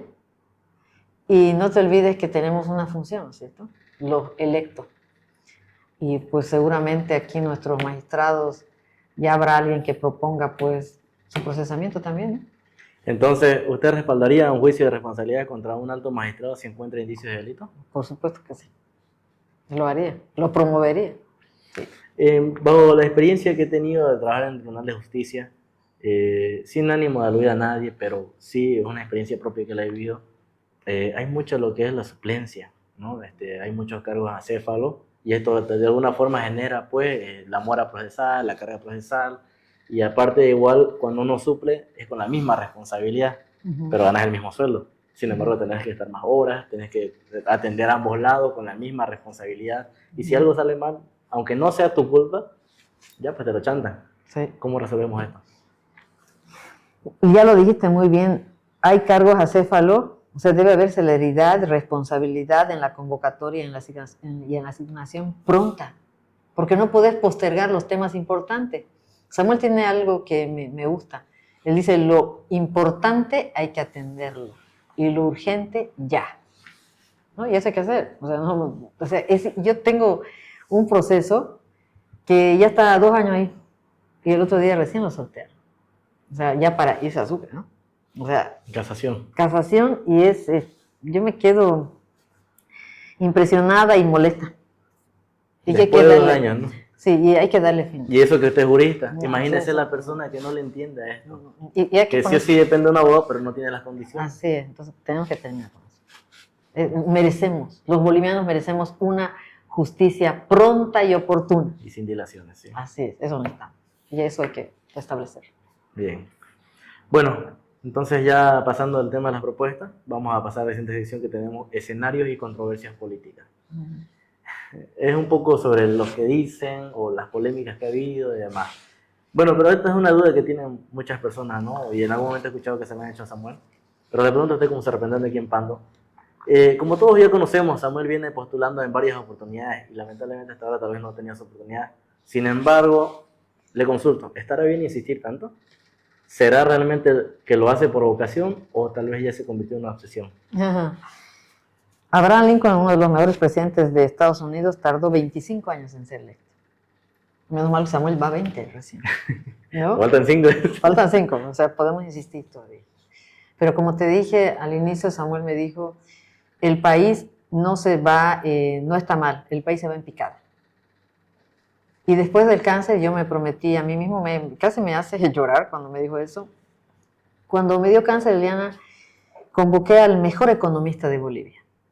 Y le dije que iba a insertarlos a mis hijos en los planes, en los negocios, para que él sea su guía, por si yo no estaba. Me dijo, pero me prometí a mí mismo que si salía de esto, tenía un plan A, y era no permitir que Bolivia se vaya en pique. No es un tema de obsesión. Nosotros tenemos un país que tiene todas las condiciones para ser grande. Pero la visión corta de la gente y la visión política, ideológica, o sea, que se centra en el simple deseo de lo que quiero y no de lo que se puede, ha impedido que nuestro país crezca. Entonces yo quiero mostrar a la gente que se puede. 5 años, vamos a eliminar la reelección y nos vamos a ir con el deber cumplido. Y por eso vas a estar. Entiendo, ¿no? El tema del deseo de aportar, de hacerlo. Pero también, bueno, creo que, personalmente considero que no solo vivimos una crisis económica. Hoy en día vivimos una crisis de liderazgo. Lo he dicho, lo mantengo, lo reafirmo. Sí. Entonces, ¿por qué no generar tal vez esos nuevos liderazgos en Unidad Nacional, ¿no? O cualquier otro partido, ¿no? Pero le hablo a usted que es representante de ese partido ahorita. Entonces, tal vez digamos, ¿no? En vez de que haya sido Samuel la otra persona, independientemente del deseo que tenga Samuel de servir. Entonces, ¿por qué no más posible? Porque el líder no le pones, vos vas a ser el líder. El líder se hace. ¿Y cuántos líderes hemos visto haciéndose? ¿Cuántos? O sea, los 20 años que critican que Samuel ha estado, o los 20 años que critican que Eliana Acosta ha estado, cuando en 2017, el 2016 hubo el referéndum revocatorio, o el 2000, vamos a decir, no, empecemos de más antiguo. En 2006 se hablaba de las autonomías, se hablaba de la identidad, del sentido de pertenencia, se hablaba de la identidad regional. ¿Cuánta gente cuando había un avasallamiento del año amazónico Aymara, del año que de la Huipala, cuántos líderes, no estoy hablando de líderes políticos, estoy hablando cuántos líderes salieron para decir, esta no es la forma, esto no nos representa, esto no es. ¿Cuánta gente salió a decir, poca? Entonces, los líderes, no le asignás un liderazgo a una persona. El liderazgo nace cuando vos sos generador de opinión respecto a una temática concreta. Cuando vos liderás una opinión, cuando vos asumís una postura y lográs que otra gente asuma y respeta, o sea, haga de esa tu postura suya. O sea, el liderazgo implica que la gente debe seguirte, debe creerte y debe acompañarte. Entonces, no es que vos renovemos los liderazgos, ya pues renovemos. O sea, Unidad Nacional ha dado siempre la oportunidad de que los liderazgos se renueven. Me cansé de invitar a un montón de jóvenes. Entré a la universidad no una vez, 2 veces, solo en busca de jóvenes. Y cada vez que encontramos un joven, ya hubo nuestro amigo gobernador que se lo llevó con un sueldingo, con una cosilla, y ahí quedó. O sea, hasta ahí llegó. O sea, porque hay que diferenciar. Una cosa es el liderazgo y otra cosa es la popularidad. Pueden haber gente joven muy populares, como fue nuestro amigo Gati Ribeiro, popular porque era futbolista, pero fue un verdadero líder. El cual apoyé en su momento, ¿no? En su momento, correcto. ¿Sabes por qué lo apoyé? Y yo le dije a Leopoldo Fernández, cuando hablábamos de opciones, yo le dije, yo le tengo a alguien que veo que va a los barrios. No sé Fue usted que lo propuso totalmente. Bueno, cuando yo fui a hablar con Leopoldo y hablé de Gati Ribeiro, él igual me habló que creo que él fue a visitarlo.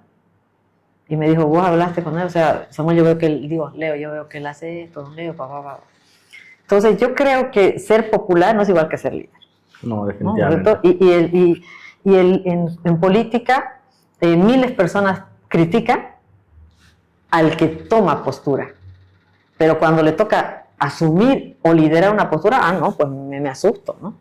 Me asusto a la crítica, me asusto a la equivocación, o sea, tengo temor a la equivocación. Porque todo líder es porque lidera algo nuevo, ¿no es cierto? Porque tomó una postura en torno a algo. Así que es muy fácil decir, ¿por qué no los nuevos liderazgos? Más bien, Unidad Nacional es un partido que ha creado la escuela de líderes, invitamos permanentemente a los jóvenes a que se formen, y formarse significa que el partido abre más bien formación, decirte los días sábado y domingo, y hemos invitado a muchos jóvenes, mujeres, hombres y mujeres, que han logrado avanzar un primer módulo, un segundo módulo.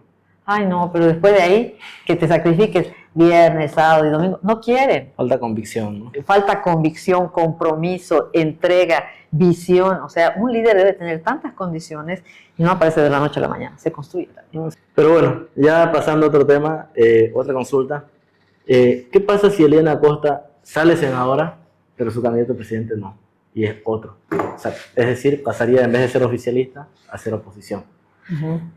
¿De qué manera va a trabajar Eliana Acosta siendo oposición? Porque no olvidemos que muchas veces, sin aludir a nadie, pero muchas veces se escudan, ¿no? O lo usan como un escudo otra vez. Somos oposición, no nos dejan. Uh-huh. ¿Qué haría Eliana Acosta para marcar la diferencia? Haber estado en el Consejo y en la Asamblea me ha mostrado que cuando eres electo, cuando eres parlamentario, hay algo que es importante y es la tolerancia y la autocrítica.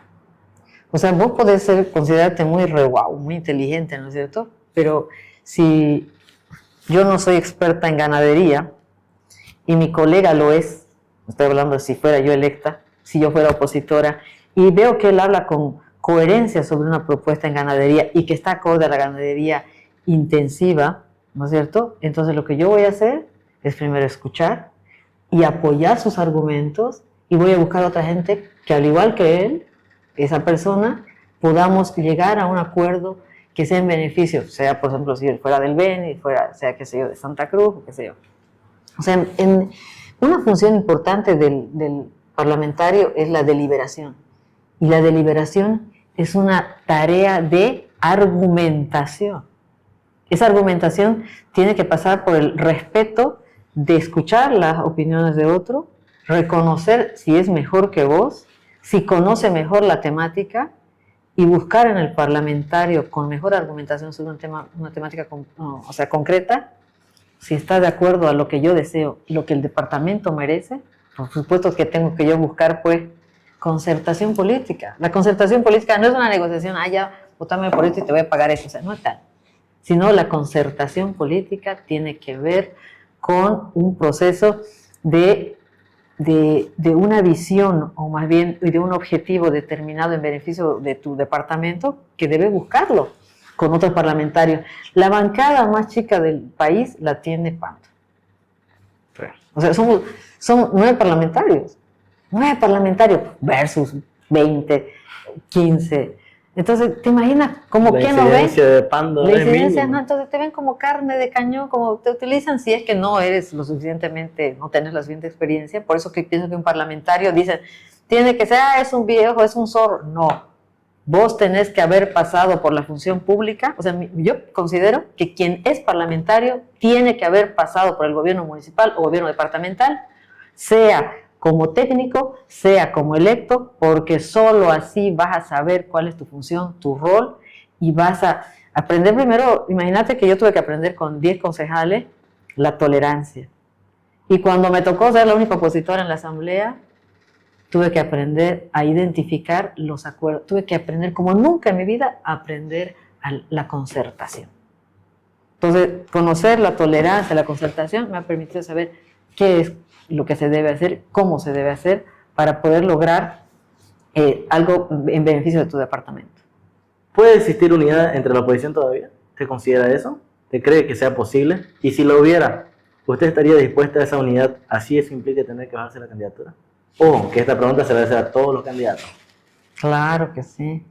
La unidad es de interés de Samuel, porque Samuel es el único que se queda en el país, que él tiene absolutamente... Valga corregir, perdón, que no, o sea, independientemente de quién sea el candidato, ¿no? No una unidad bajo mi candidato, ¿no? Porque es lo que todo el mundo plantea últimamente, ¿no? Todo el mundo quiere unidad, pero sobre el candidato que está a la cabeza de esa agrupación, esa alianza. Entonces, ¿se animaría realmente a bajarse la candidatura si llegara a haber esa unidad? La unidad siempre ha sido el propósito principal de unidad nacional. No solo de Samuel, sino de todos. Por eso yo fui a visitar a los líderes políticos aquí, para buscar la unidad. Y no fue lo que al parecer ellos quisieron, ¿no? Porque fui a buscar a los líderes políticos porque son los con los que he trabajado estos años, ¿no es cierto? Yo tengo una amplia cercanía, una facilidad de acercamiento con los líderes políticos de nuestra región y por supuesto que los busqué. Hay quienes dijeron, ya no quiero más política, me aparto. Hay quienes dijeron, no, por supuesto que quiero la unidad, no, tenemos que estar juntos. Y hay otros que dijeron, no, sí, vamos a estar juntos. Pero ya ves, no estamos juntos. Así que, por supuesto que nos sigue interesando la unidad.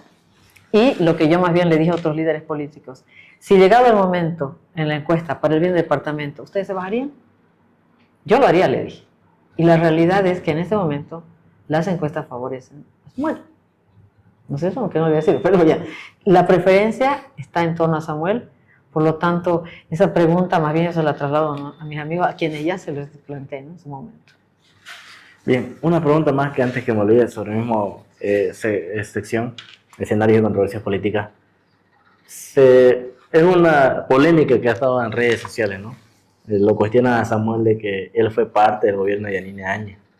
Él dice que no, pero le han hecho algunos videos donde muestran personas muy allegadas a Samuel, Murillo, entre otros, que ahorita no recuerdo con exactitud, pero sí se ha demostrado, personas muy cercanas a Samuel han formado parte de este gobierno. Inclusive Samuel fue su candidato a vicepresidente de Yanine.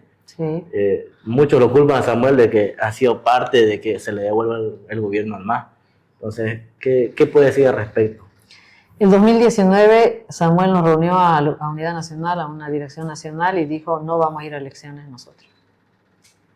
En 2019 perdimos el 10% del partido, cuando él dijo, no vamos a ir a elecciones.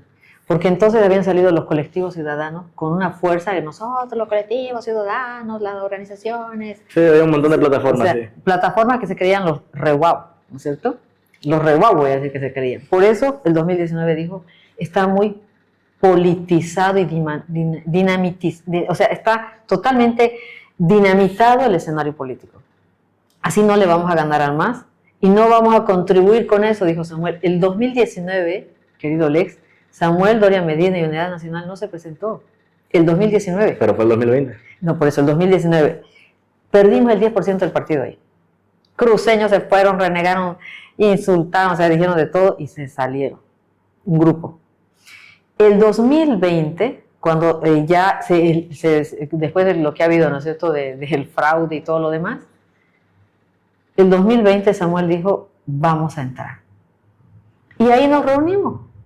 Pero el panorama seguía polarizado, digamos. Seguía polarizado, pero Sí. entonces cuando ya aparece Yanine en el escenario, entonces vimos ese afán de volver al poder. Teníamos parlamentarios, Arturo Murillo, Miguel, estaba Santa María, no es Miguel Santa Lucía, siempre me olvido lo mezclo a mi amigo Yaco, a Wilson Santa María. Estaba otros parlamentarios que eran de Unidad Nacional. Y ahí ellos le dicen que hagamos parte del gobierno transitorio. En la reunión nacional del 2020, Samuel dijo, no nos hemos preparado 15 años para ser parte de un gobierno transitorio. Nosotros vamos a hacer un gobierno constitucional, por lo tanto, no vamos a ser parte del gobierno de Yanine.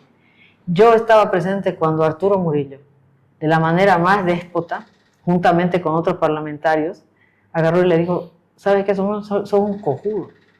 Eres un cojudo, porque ¿qué? Si queremos ser gobierno constitucional, tenemos que ser parte de este gobierno transitorio. Pues no vamos a hacerlo, dijo Samuel.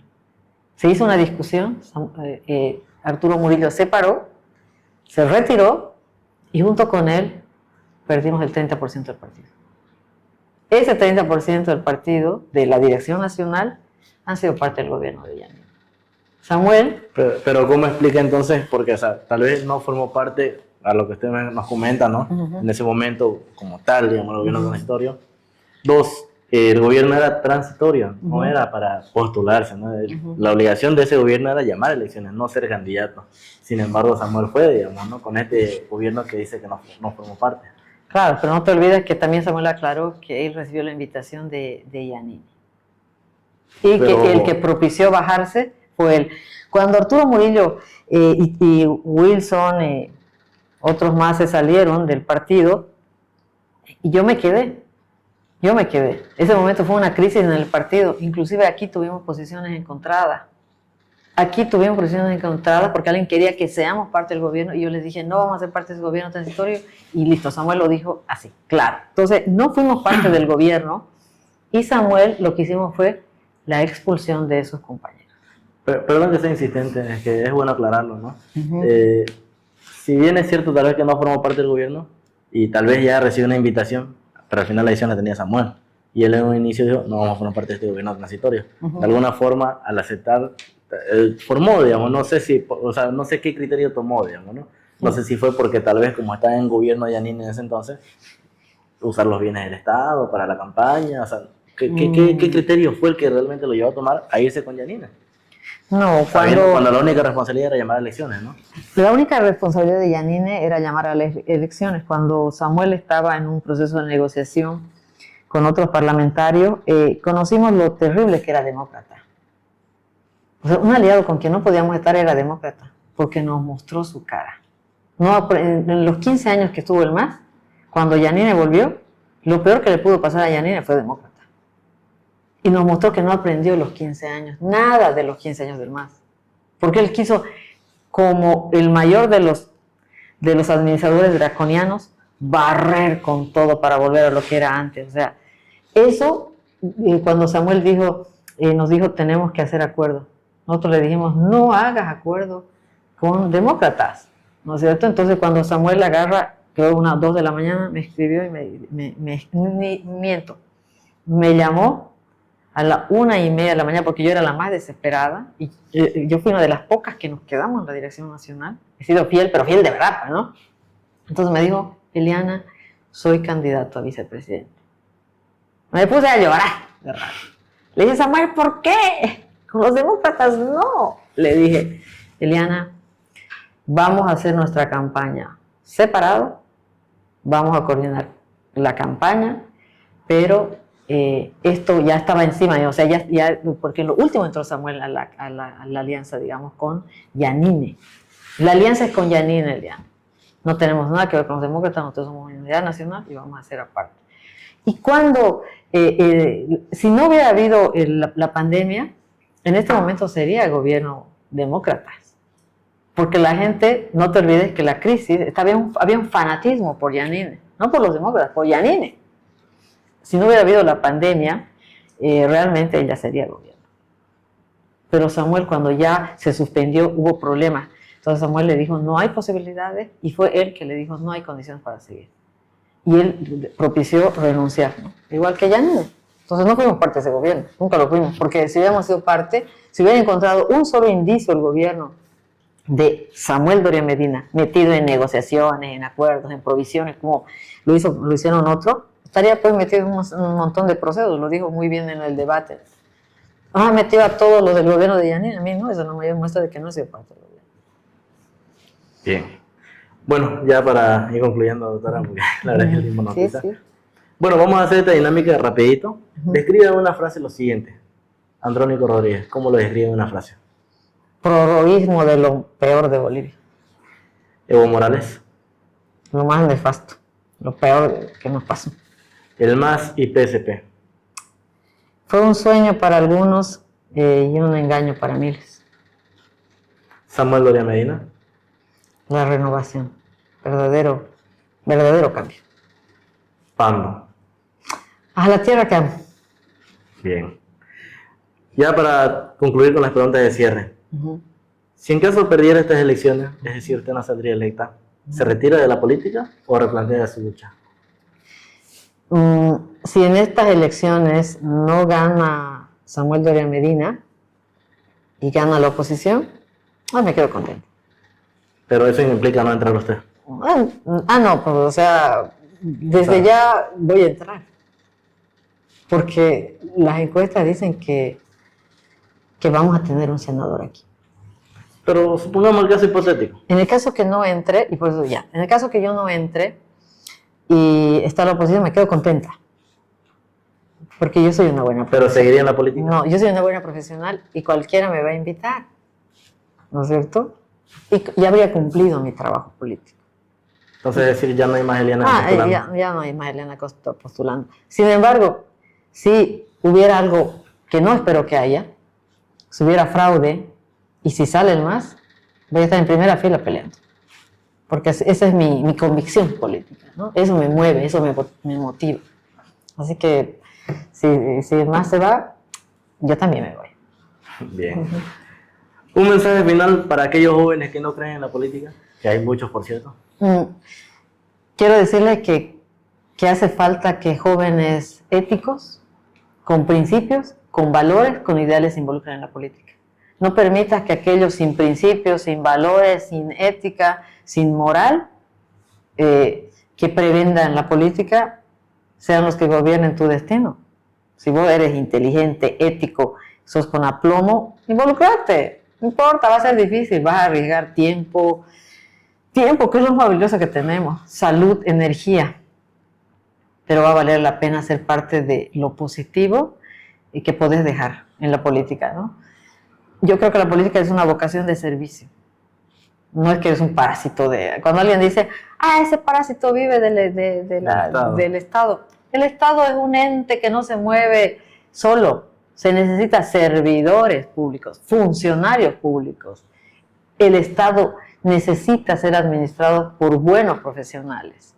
Por lo tanto, no eres un parásito. Eres alguien que ha dejado, si tenés el talento, la posibilidad de hacer cosas mejores, personales, por ayudar a conducir bien el Estado, ¿no es cierto? Entonces, claro, no hay que dejar de lado, ¿no? Que hay personas que realmente no han hecho nada también. No, de esos hay hartísimos, pero yo le digo a los jóvenes que son éticos, que son correctos, o más que éticos y correctos, yo creo que aquellos que les interesa el servicio público, que les interesa servir a los otros, que se involucren en política. Porque si eres un funcionario, un profesional que te interesa el éxito, el dinero, la excelencia, la autonomía económica, no te metas en política, porque lo único que te interesa es tu propia fama, tu propio bienestar. Entonces, haz empresa, pero no te metas en política, porque el servicio no es lo tuyo, ¿no? Entonces, en cambio, a los jóvenes que les interesa, se interesan por otros, por los demás, métanse en política porque hace falta gente que se interese realmente en los otros. Bien, perdón, me estaba olvidando un pequeño dato, una sección. Preguntas ciudadanas que hemos hecho en redes sociales, bastante publicado que le íbamos a entrevistar, y hay algunos que han hecho algunas preguntas. Rapidito, puntual para responder, por favor. ¿Ya? Nitia Avendaño nos pregunta desde Facebook. Desde el análisis crítico de los problemas que enfrenta esta hermosa tierra, ¿cuáles son los que ha identificado para inmediata intervención? La carretera, desarrollo productivo, ¿no? Pero el reconocimiento del desarrollo productivo, la revisión de la ley forestal, porque es la que nos impide realmente aprovechar nuestras potencialidades. Bien. Otra pregunta, Silvestre Velasco nos pregunta, ¿por qué usted nuevamente candidata? ¿No hay espacio para nuevos actores políticos en la Alianza Unidad? Le hemos dado el espacio del 70% a jóvenes nuevos, ¿no? Los únicos con experiencia política somos Rommel y yo, y el 70% son todos nuevos. Y nosotros le hemos dado oportunidad, no son rellenos, son oportunidad genuina, son protagonistas. Y aquellos que critican es porque nunca han tenido la oportunidad de ser protagonistas. Ya. Pregunta Carlos Suzuki, ¿por qué nadie exige el saneamiento del padrón electoral? Por supuesto que hemos exigido, creo que nuestro amigo Carlito no vio que hemos exigido, ha sido un tema de Samuel Doria Medina, no solo de Samuel, sino como parte del activismo político. Nosotros el 2023 hemos hablado permanentemente de que se debe sanear el padrón electoral. Se han participado en reuniones auspiciadas por... Pero no se insistió más en el tema. No se insistió, sin embargo sí se han hablado, no olvides que el órgano electoral ha hablado de nuevos sistemas informáticos, de actualizaciones, y eso ha empezado porque el 2023 han habido políticos como Samuel, que ha sido incisivo en el tema de la revisión del padrón electoral. Bien, por cuestión de tiempo me gustaría profundizar, pero estamos contra reloj. Pregunta Salvador Salinas, dado que la corrupción no solo es un acto individual, sino un problema estructural incrustado en el aparato estatal, ¿qué medidas institucionales radicales impulsará usted para desmontar redes de corrupción en el nivel subnacional, especialmente en municipios rurales, donde la fiscalización es casi inexistente? Bueno, lastimosamente creo que esa pregunta pretende algo que no, más que, es más una pregunta más idealista, porque en realidad la corrupción, como alguna propuesta concreta para nosotros, es que debemos generar una ley que permita la recuperación o la confiscación de bienes producto de la corrupción. Si yo gano 15.000 y aparezco con una casa, con propiedades, como conozco funcionarios que ganando un nivel mínimo, resulta que aparecen con todo eso, es producto de que eso no es una buena inversión, es producto de la corrupción. Entonces Samuel lo que propone en lo concreto es una ley que permita la confiscación de bienes provenientes de la corrupción. Y en los lugares rurales, si no terminamos de informatizar la información, estos deben ser transparentes, deben ponerse en un sistema que sea público para que todo el mundo acceda. Bien, y la última pregunta, que en realidad esto lo han hecho varias personas, me imagino que usted no es nueva para usted, ¿no? ¿Por qué se postula de nuevo si cuando fue diputada no fiscalizó a los masistas? Bueno, debo aclararle al que preguntó eso que primero nunca he sido diputada. Son varios, ¿no? Perdón. O sea, son varios, quiero decirles que jamás he sido diputada, he sido concejal 4 años porque yo renuncié, como la Constitución dice, antes para postularme a otro cargo, ¿no? Y luego fui asambleísta. Entonces, ¿no? Y fiscalizar, por supuesto que fiscalicé. Y el resultado de aquello es que nosotros en el Consejo hemos logrado la recuperación de 5 millones que habían sido retenidos por ende por la falta de conciliación de cuentas. O sea, algo que no hizo Lucho Flores cuando fue alcalde. Así que nosotros en un proceso de fiscalización hicimos esa recuperación, no fue Ana Lucia, sino nosotros, ¿no? Recuperamos más de 5 millones, así que eso significa que ficalicé a los masistas.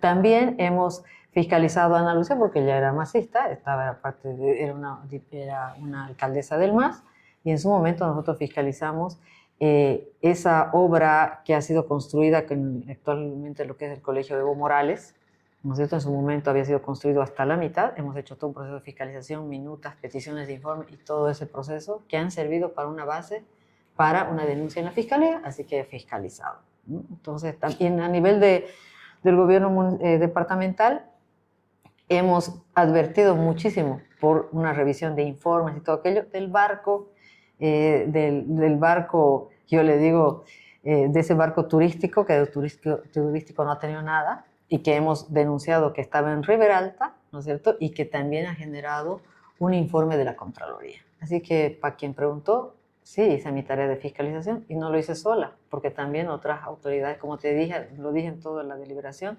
deliberar y gestionar, deliberar es importante para poder hacer acciones efectivas y lo hemos hecho, por eso ha salido un informe de la Contraloría en relación a ese barco que tarde o temprano va a generar conflicto y va a jalar a muchísimos de la gobernación.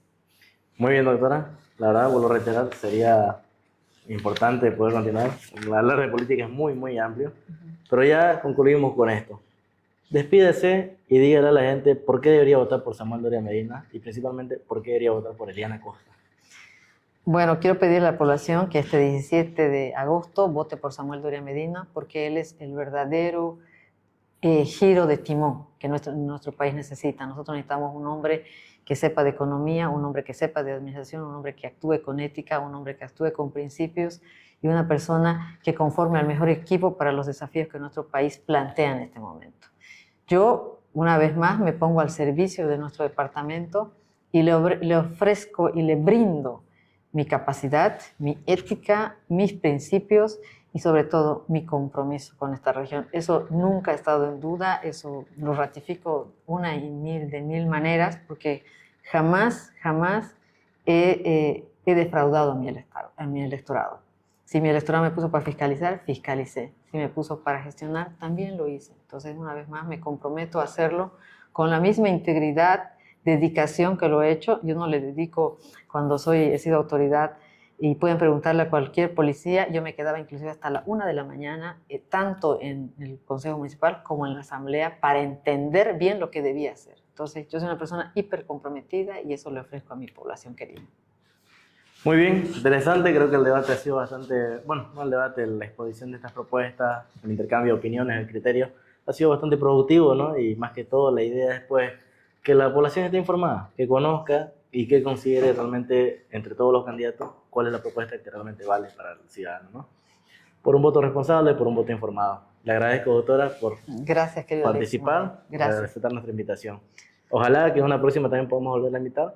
No sé si por los tiempos vuelve a ser como candidato, tal vez Dios mediante, si se le da la oportunidad, el pueblo lo decide, tal vez como senadora, ¿no? Así es. Ojalá sea así y bueno, vamos a estar prestos para lo que sea también. Bueno, los mejores éxitos y una vez más gracias.